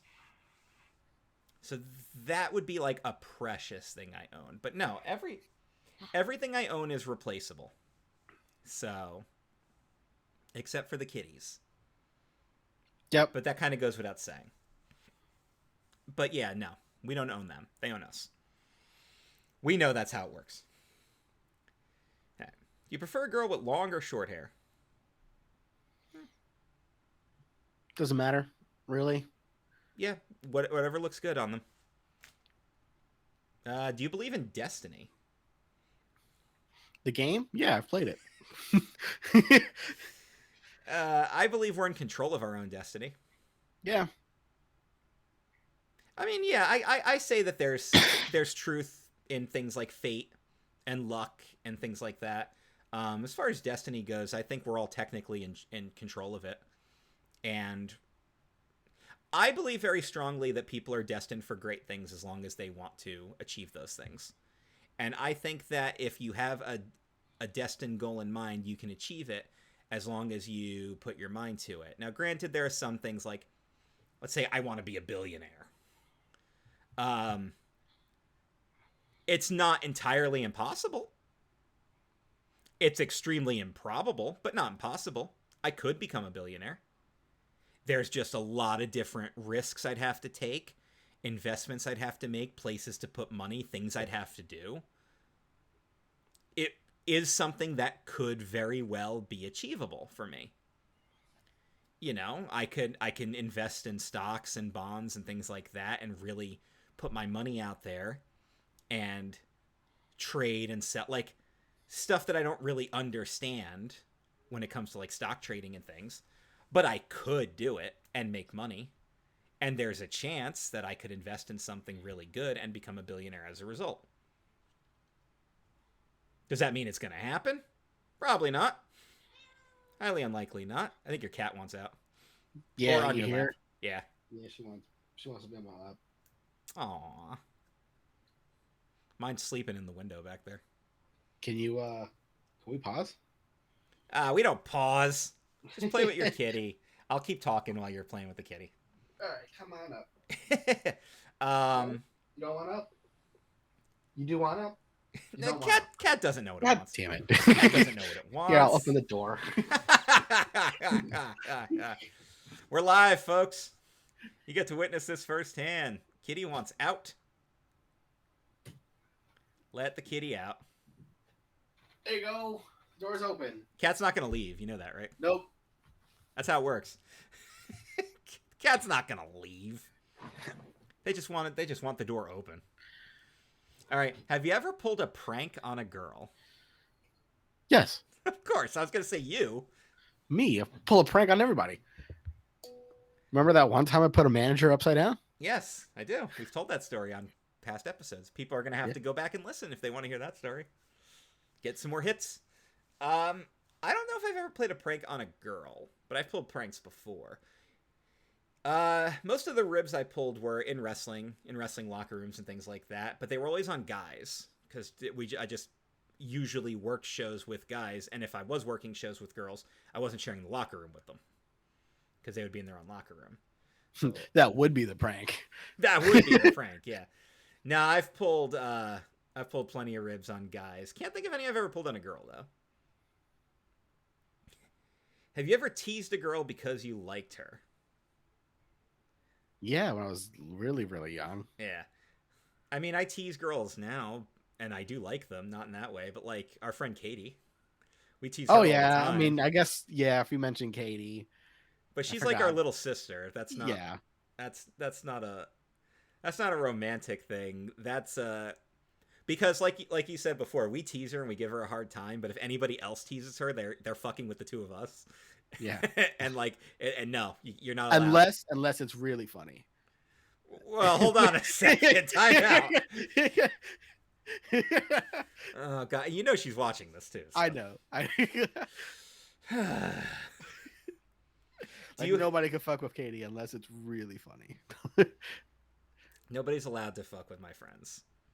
Only I may fuck with my friends. Now, that's just it though, right? Like that's like that brother-sister relationship I have with all my female friends. Like, yeah, I tease them and I give them a hard time, but if I hear somebody else doing it, I get really defensive and I'm like, who are they? Where do they live? Give me their address. I want their exact location right now. Because I'm going to show up with a baby elephant. Punch him right in the face. Punch him right in the face. Do you have a go-to joke that you always tell women to make them laugh? I do not. Yeah, I don't have a go-to joke. No, I mean, I'll make a joke or whatever. I feel like I have to know them a little bit in order to make jokes.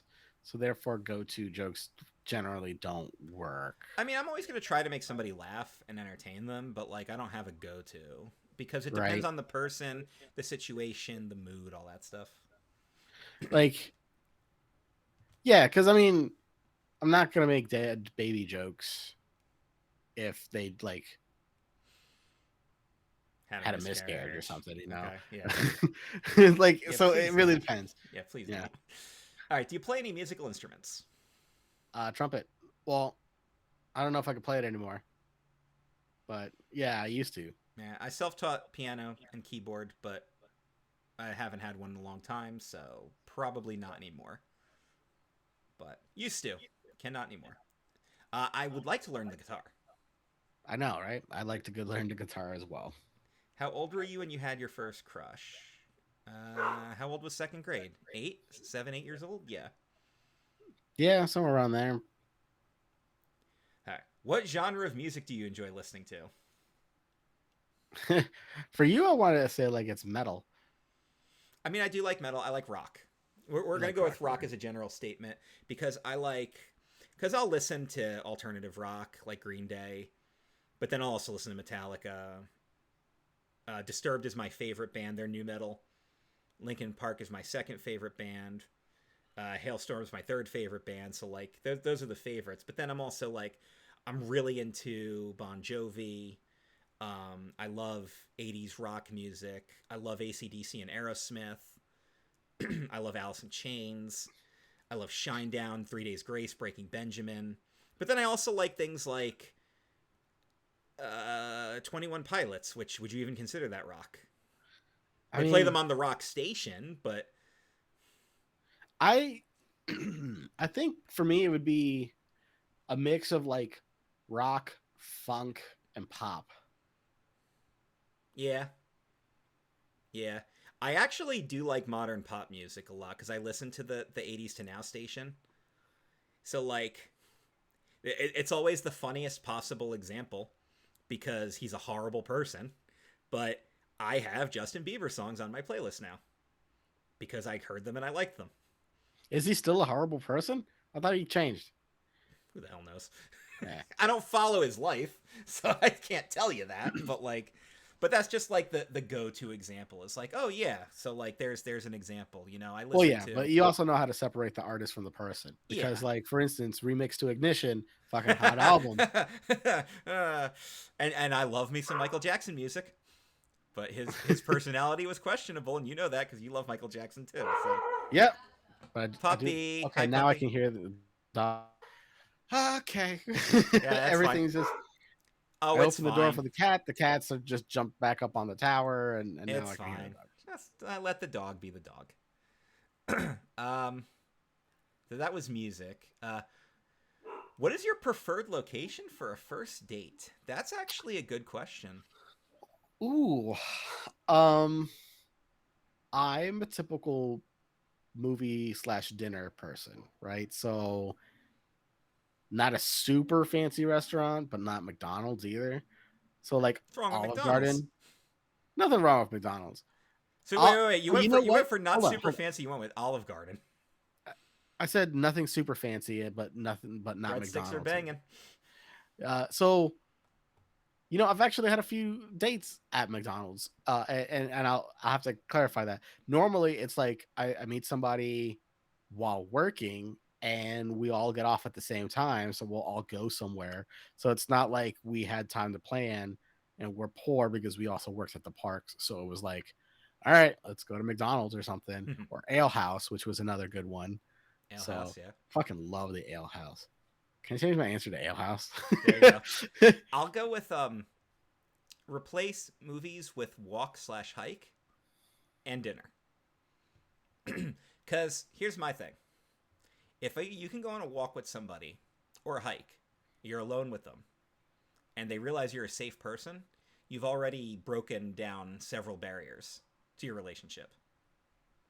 And I'm very big on proving myself to be a safe person to be around because not going to get preachy on the show or anything, but being a guy, I know what history girls have to dealing with us. Dealing with guys that do creepy things in lonely places. And if I can prove that immediately, that you're not going to get that with me, then I feel like we've torn down several walls. Oh, that's why I do it the other way. That's why I pick a public place. Because Well, it I'm can just be a like, public well, park, but I like to sit and chat with people the first time out. that's fair. That's big with me. Sometimes there won't even be. Sometimes it will literally just be dinner. But I think that's the perfect setting too, because you want like a mall setting or like a strip mall setting where you could just walk around and eat and chill and kind of talk. yeah, or park, Or be a park. public park, and just hang out and get to know each other a little bit. I think that breaks down a lot of walls. And I think, but for me, a lot of it has to do with the person too. Before we're actually going to go out on a date, I'm going to kind of want to know a little bit about them so I can pick a good restaurant as well as pick a good location to hang out at. And anything social that is one-on-one but could still be technically safe. Bowling, mini golf, things like that. Like, to me, that's a good first date. And then dinner is always a safe bet because you pick the meal, you know that you know she's going to get something good, and then I don't know about you, but I always offer to pay for it. I don't outright do it, but I make the effort to pick up the bill.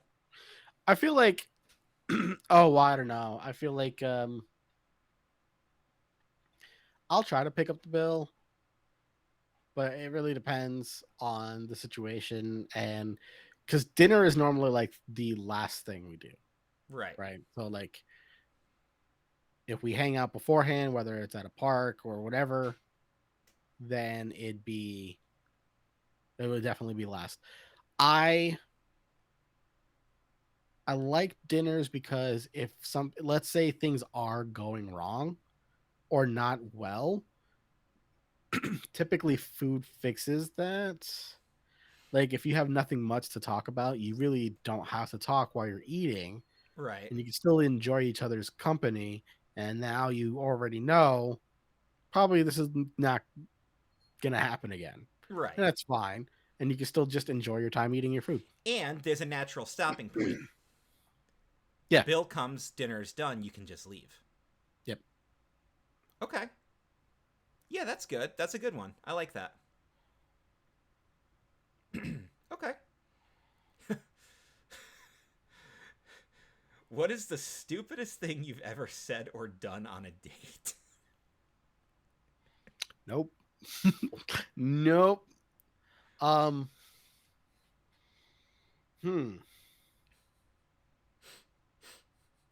What's the matter? You don't want to answer that one, or? You know, I got to think about it. I've done a lot of stupid things.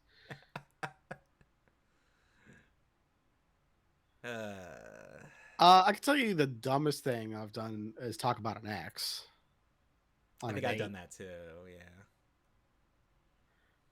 I can't think of what the stupidest thing I've actually done. Like talk about an ex is probably like it. Yeah, I can't say I've done something stupid that ruined the date, but I've probably talked about stuff that made it that kind of was just like, all right, well, this isn't going to happen. And I'm pretty sure I talked about the same thing. So, have you ever been hit on by a woman much older than you? Yes. Yes. So, I had a girl interested in me that was 10 years older than me. That did not pan out. And I was actually kind of disappointed by that because I thought 10 years older meant 10 years more mature. And that was a nice wake up call that Age is just a number. age is just a number and maturity is something you have to figure out on your own. And Yep. so she was, maybe it wasn't 10 years. How old would I have been? 19 or 20? Oddly enough, you know this person as well. And she was like 28. 28-ish, right? Well, not speaking for everybody, but 28 is right around the time you really start figuring yourself out. Your personality's sort of set by your late 20s. Yeah. And then it's pretty much confirmed by your early 30s. So, like, I feel like I am the way I am now. And obviously, I'm open to changing things in the future. There are some things I have changed in that time frame. Specifically, my road rage, which has almost completely disappeared since I left Florida. How about that? I know, right? So in the last 8 years, I've lost that part of my personality pretty much entirely, and I don't get mad on the road anymore. And that happened leaving Florida, which is funny because Pennsylvania gives me plenty of reasons to get mad with the potholes and the construction, but I just don't anymore. It was Florida. I think it was the environment that did it. And it's amazing how much a change of environment will change your personality. So, I've been fake hit on by older women. When I was working at the warehouse and I was doing deliveries, I would show up at some of the offices, and the other two delivery drivers were both older. They're both in their 50s. And then here comes a guy in his 30s who, and I don't look like I'm in my 30s. I look like I could still be in my 20s. So I walk in, and oh man, all the office lady, I get their attention right away. And then they would make all kinds of comments towards me. And I was told this was going to happen. And then it happened. So that's definitely happened. Do you remember a particular person that I kind of was seeing before Rebecca? You may have to text another name to me. German. Yes. Well, that narrowed it down. Yeah, that's the older one. How much older than us was she? Oh man, she was like 36 at the time. Oh wow, so she's in her 40s now. Yeah. Okay. That was like 10 years ago. Okay. Yeah, So, okay. but yeah, no. She invited me over for dinner. Your cats are very entertaining right now. Yup. This is sorry. This is That's okay. gonna happen. This is what happens when we do a video show instead of an audio show. So I got a fat shit sleeping in the window behind me, and I'm watching yours fly all over the floor. So But yeah, no, that was she hit on me. We were very friendly because we started around the same. So we started at the exact same time because we had the same. Man, what do they call it? That first day at Epcot. It's like Discovery Day or something. Yeah, Discovery Day. Okay, so we had that together. So then we worked at the same place. She invited me over for dinner. Things happened. And I just thought, oh, okay, cool, one night stand type of thing. But she would occasionally call me every like other week. That's why I didn't know what was going on there. I was just like, I have no idea what this is. But yeah, no, that was wild. The one I told you about that was much older than me. Actually attempted to physically assault me. Oh shit. So that was that was a very easy, this ain't gonna happen sort of thing. Who is your inspiration growing up? Hugh Hefner? No, okay. Oh man. I don't know. Like most of my inspiration were fictional characters. Okay. That can count. Then it would these animals. I live in a zoo. This All is right, the life you've chosen. I know. I don't know. Like Goku's an idiot, but when he's wise, he's wise. You know what I mean? So I've had a couple of inspirations. Okay. Which is funny because they kind of go back to the fact that like it goes with most of my heroes are dead kind of thing. Well, Weird Al's not dead, but the reason he was an inspiration was because he proved to be. Now again, it says growing up, and I'm realizing a lot of these people inspired me later in life, and then I later went back and realized why. So like I can't give you an explanation like why I was inspired by this person when I was growing up, but I can tell you now why I was inspired by them, if that makes sense. Yeah. So like in Weird Al's case, here's a guy who made an entire career out of just being funny, but being kind at the same time, and inspired people to bring out that type of personality in them. He made it cool to be weird. And then you have guys like Steve Irwin, who taught me how to be kind to animals. Steve Irwin, yeah. Died doing what he loved. And I've seen those memes before where people are like, imagine that like animals go to heaven and Steve Irwin encounters the stingray that killed him. They're like, are you kidding me? He'd walk up to him and be like, oh, I'm really sorry I spooked you back there, and like, and then compliment how much it's grown since then. Like, and I'm like, yeah, we never deserve Steve Irwin. And you have guys like Bob Ross, who literally just taught you how to be creative, or Mr. Rogers, who taught you how to be a friendly neighbor, like these people I watched as kids and didn't realize I was being inspired by them. And now I can look back and be like, that's really cool. And I have like a modern inspiration would be somebody like Chris Jericho, the pro wrestler and frontman of Fozzy. He wanted to be a professional wrestler and he wanted to be a rock star. And he does both. That's inspiring to me. Sure, I disagree with some things that he does now, but he was set out on living his dream, and I want to have an actual radio show where I get paid to do it. That's why I grind on these podcasts and shows like this. So one day I can have that be my dream, because that's what I want. And the only way to get what I want is to do what I want on the small scale and keep doing it and never stop doing it. And that's why we do these things. Those are the type of people that inspire me. So, growing up, a lot of the same people, but I couldn't have explained to you why that was. And now here I am, older, and I can go, yeah, that makes sense, because that's how I was feeling at the time. I just didn't recognize that. I wasn't cognitive enough to recognize I was being inspired by them for those reasons. And here I am now, still inspired. Yeah. So I didn't even think about them, to be perfectly honest. But yeah, now that you mention it, Papa Smurf as well. Of course. Papa Smurf taught you about communism. Or whatever the analogy for the Smurfs were. Which there probably was no analogy there. I think people are just want there to be an analogy on everything. What made you... There's Kitty cleaning her butthole. Of course, that's lovely. I love when they do that. Yep. So one of the questions they want you to ask is, what made you interested in my profile? Well, if you came this far, then good for you.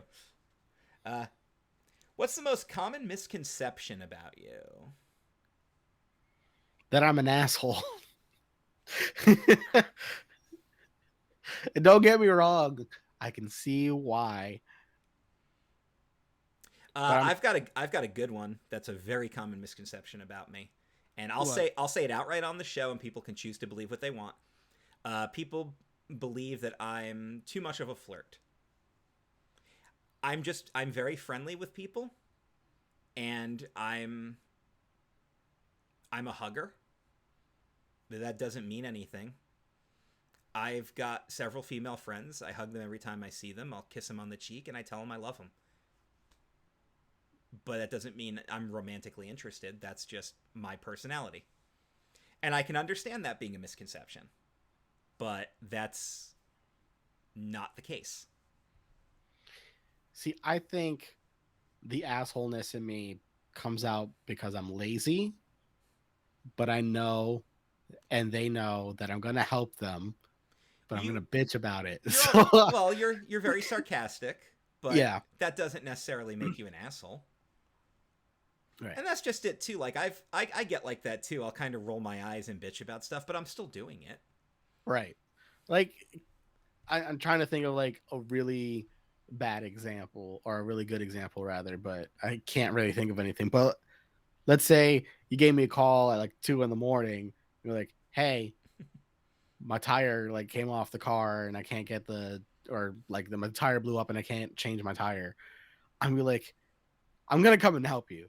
But if you think you're not going to hear, like, what kind of grown-ass man can't change a fucking flat tire on my way to getting to you, you're delusional.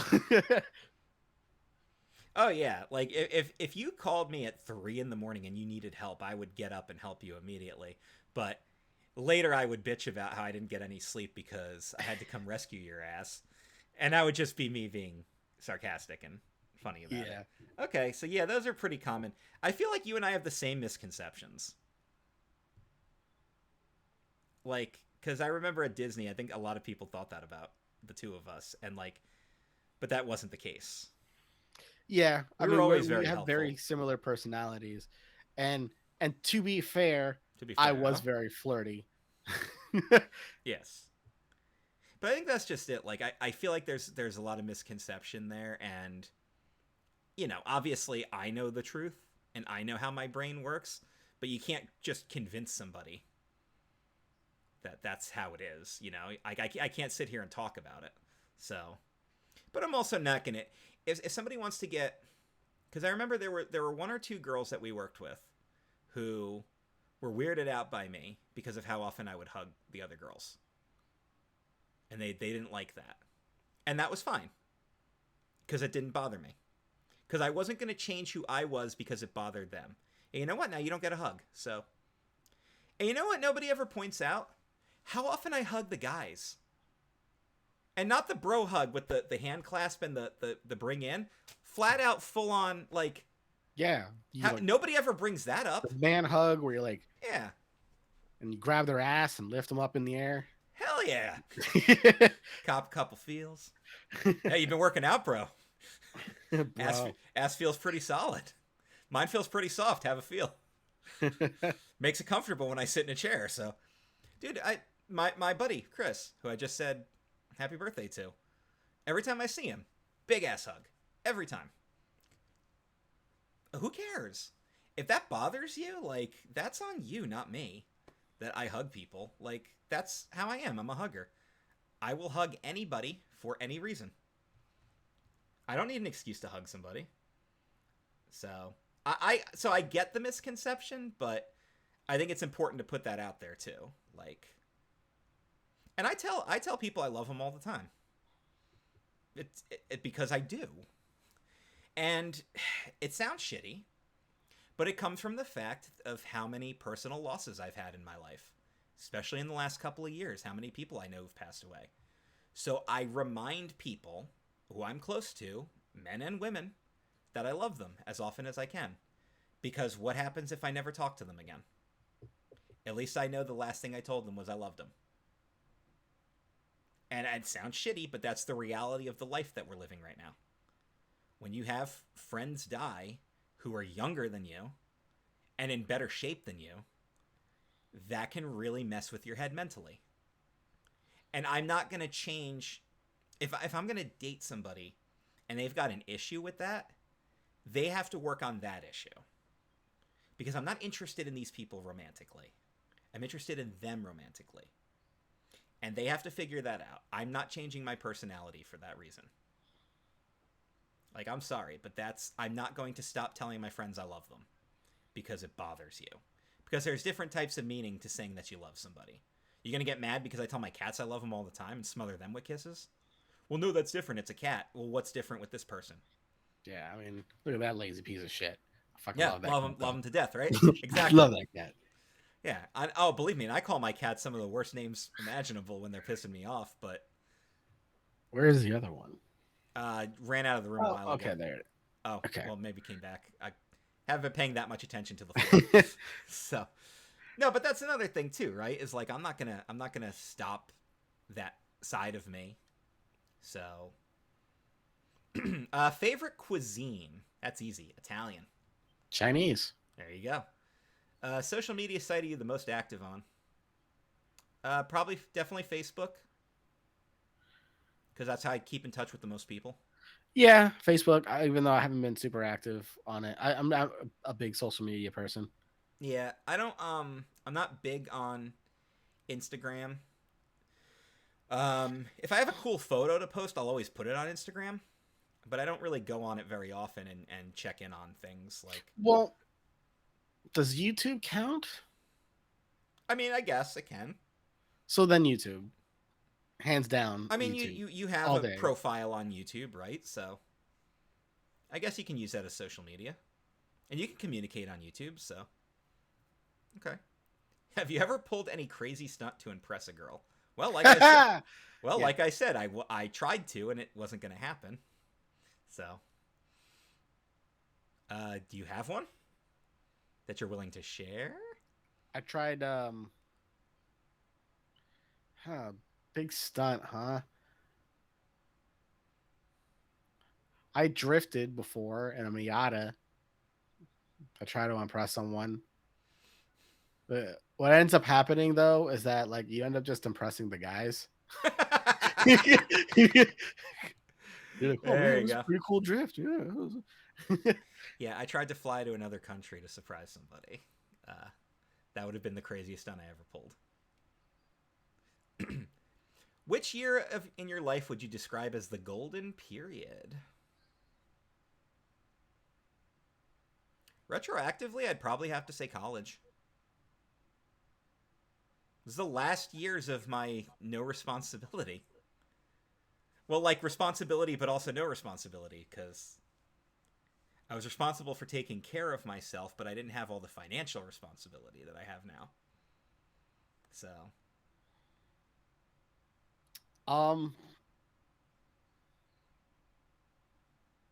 damn. I don't know. I feel like my peak years were at like between Inno and Movie Ride. I think my real peak year was probably my first year actually living on my own, because I was living in Florida. So obviously I didn't know anybody. I was forced to meet everybody brand new.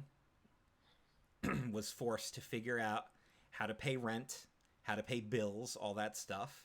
And I very quickly matured as a person because I realized I was forced to learn how to be an adult.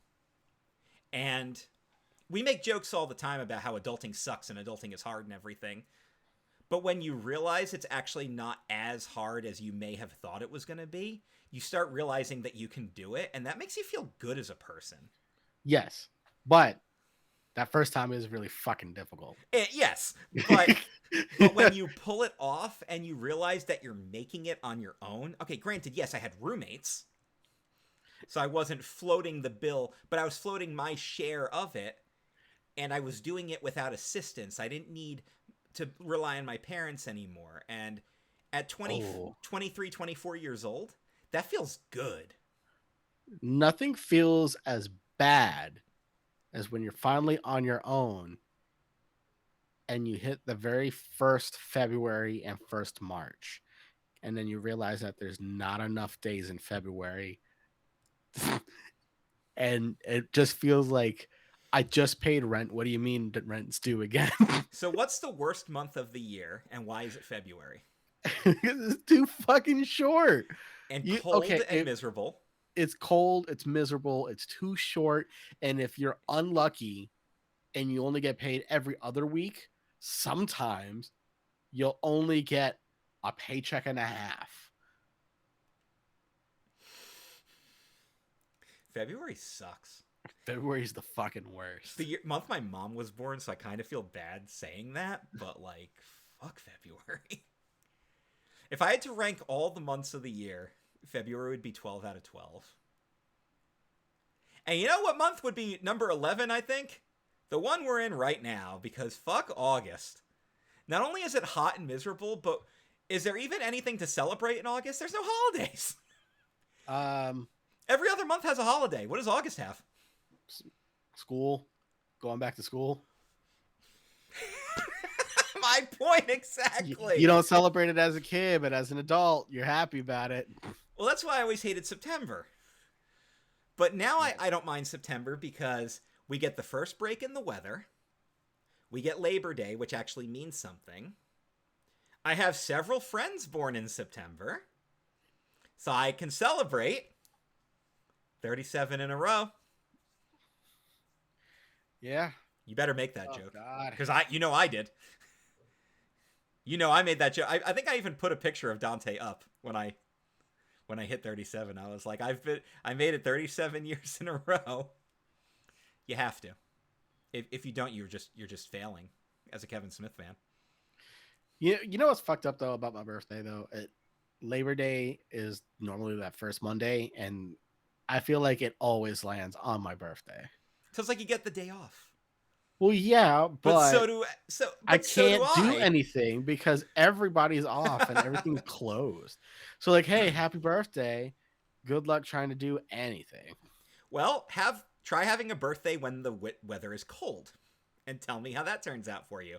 Because my sister, who was born in August, always got to have pool parties for her birthday. And for me, it snowed on my birthday several times. No pool party for me. No mini golf outing for me. No go-karting for me.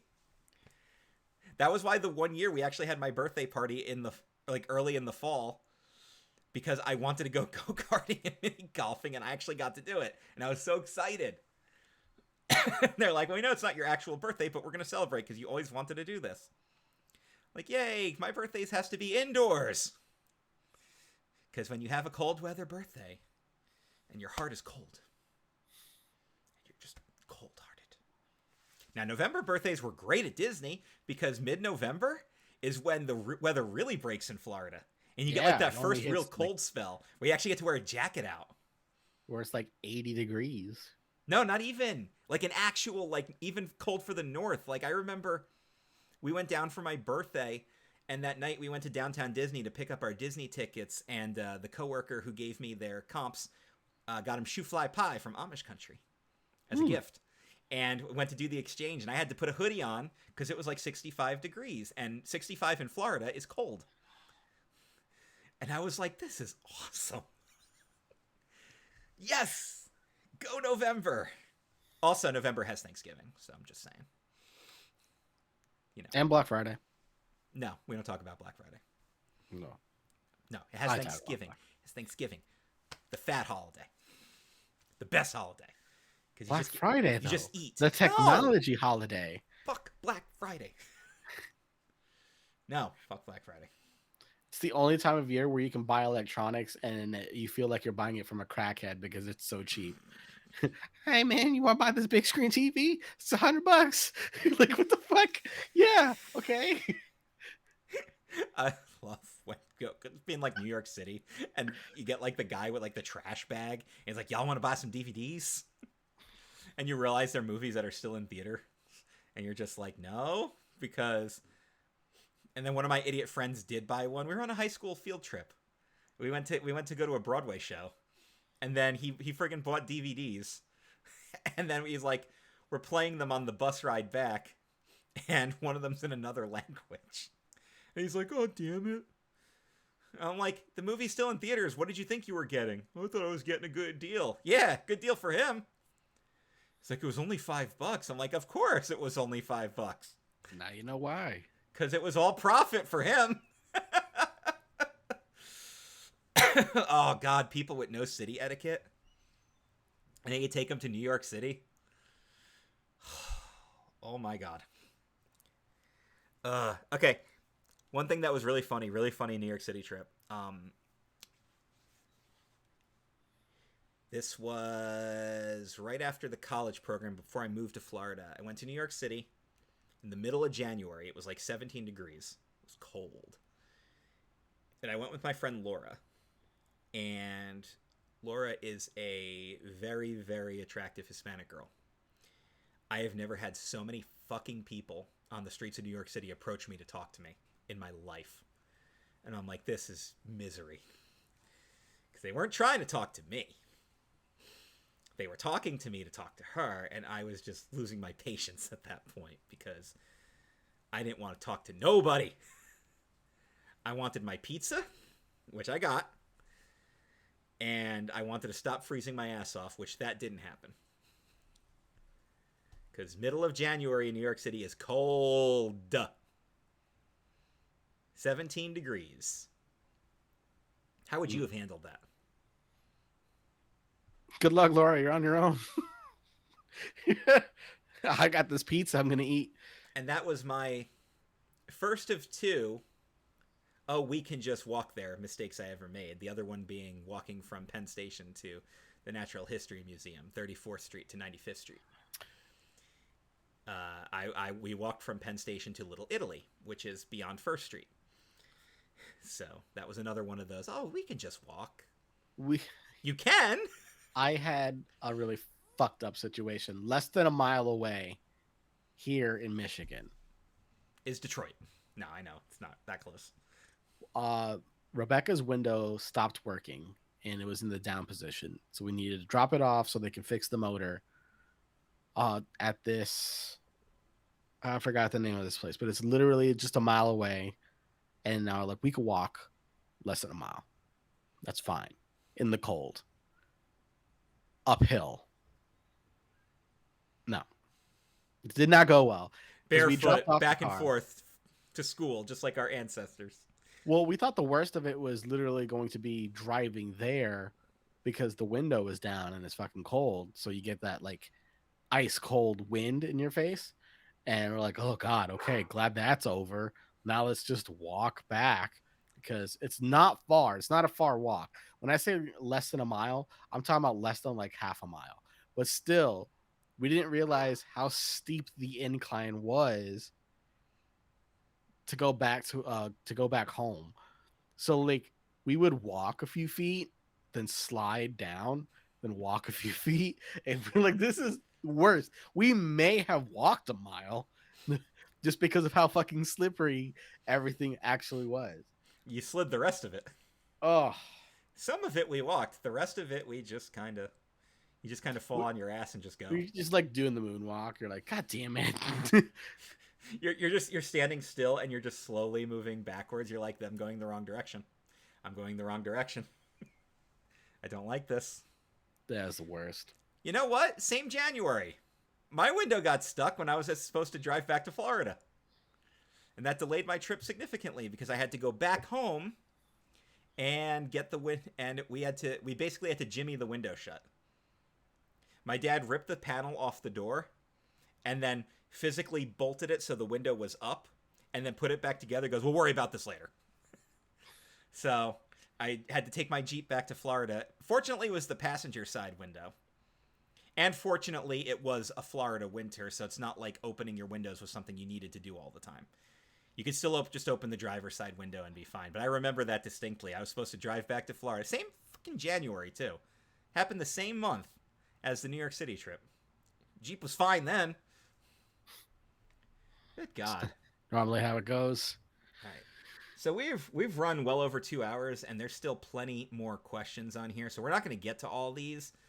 Let's save them. I'm starving, dude. All right. So let's end with this last question. Have you ever broken up with someone over a text message? Yes. Ooh, because it was the safest way to do so. Okay. No. The answer is no. I haven't. However, if you wanted me to list the amount of times it's happened to me, we'd be running another half an hour or so. I've never done it because I believe in doing things in person. I have 2 breakups that are super memorable. One of them being a text, the other one not being a text. I'll tell you the not being a text one because it was very racist. So you're not getting us booted off YouTube, are you? No. This particular girl did not know that I was Hispanic. Like she didn't know that I was Puerto Rican. And she started like saying, well, I can't tell you what she was saying because that probably will get us booted from YouTube, but just started saying a bunch of stuff. So I was like, cool, we're here at our date destination. We weren't. She got out of the car and I was like, cool. We walked a few feet and I'm like, oh, I forgot something in the car. Got back in the car and left. That was the end of the date. Did she bring her own car? No. Nice. It was bad. It was really bad. It was kind of just like, cool, you get what you get by moments. So yeah. And then the other one was because she got a little stabby, so I broke up with that one via text. Okay. So I was like, yeah, this isn't working out. I like to be intact. Okay, well. Florida women. I don't know what to tell you.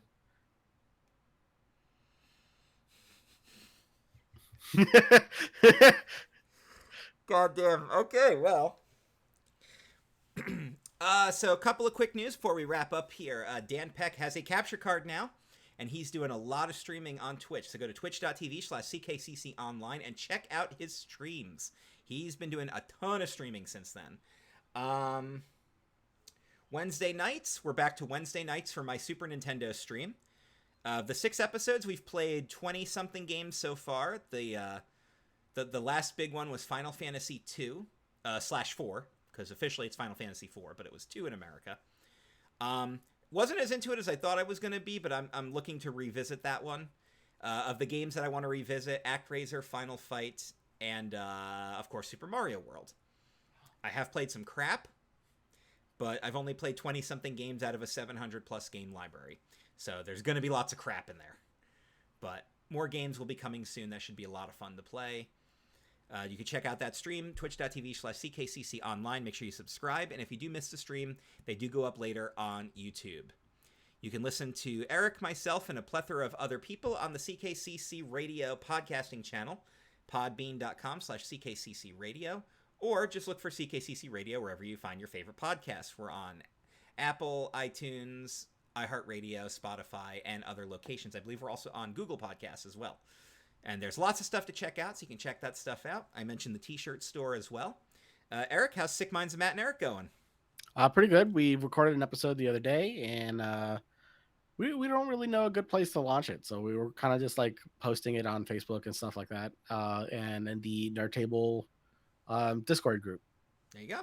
But yeah. You could get the audio versions up on the CKCC Radio channel if you want. If you have an audio-only version, we can support that. So, I think it's just video at the moment. Yeah, that's fine. Then just keep, YouTube. Just keep posting. But yeah, so that's where you can check out Eric. Other plugs? Do I have anything else to plug? I don't think so. I think I covered everything. I know that Dan told me earlier he was back to D&D on Thursdays. So I'm also looking to possibly take over Thursday as a solo stream project.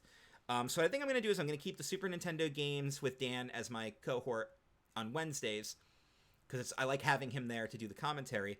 But I'm thinking of doing a couple of solo streams, and what I think I'm going to do is I'm going to start playing some of the modern game backlog that I have, and just just pick something and play it. Pretty much that isn't Super Nintendo related, something where I can, or maybe that's where I'll start doing the bonus content, where like I revisit Mario World and I start playing it again. I might do that on Thursday nights. So I think I might make Wednesday and Thursday night my official stream nights of the week, usually around 7 p.m. Now, if I do have to work late on one of those nights, I might have to push it towards 8 p.m. But yeah, you can pretty much count on that. Maybe Wednesday and Thursday nights will be my stream nights. So start looking forward to that, guys. And please subscribe. If Twitch, you can just make a Twitch account for free.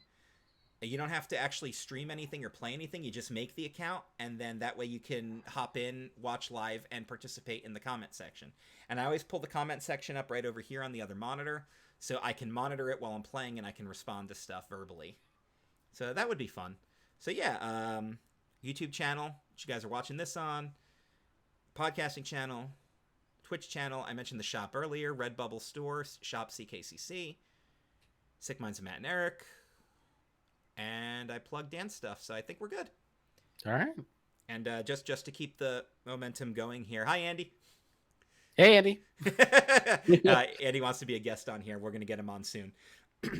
We'll continue our dating application at a future date, maybe next week, or maybe just in the future in general. If you guys want to join us, Chris and Eric with friends, all you got to do is contact us and let us know, and we'll have you on.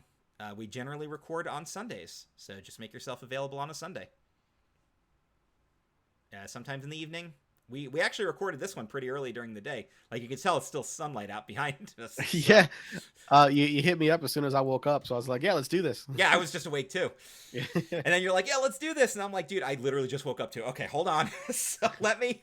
I should have eaten something while you were eating something, because I am like, Yeah, that's fine. And then we can always talk about food on a later episode, because we do that all the time too. But any final words, Eric, before we wrap this up? Be excellent to one another. What else can you say?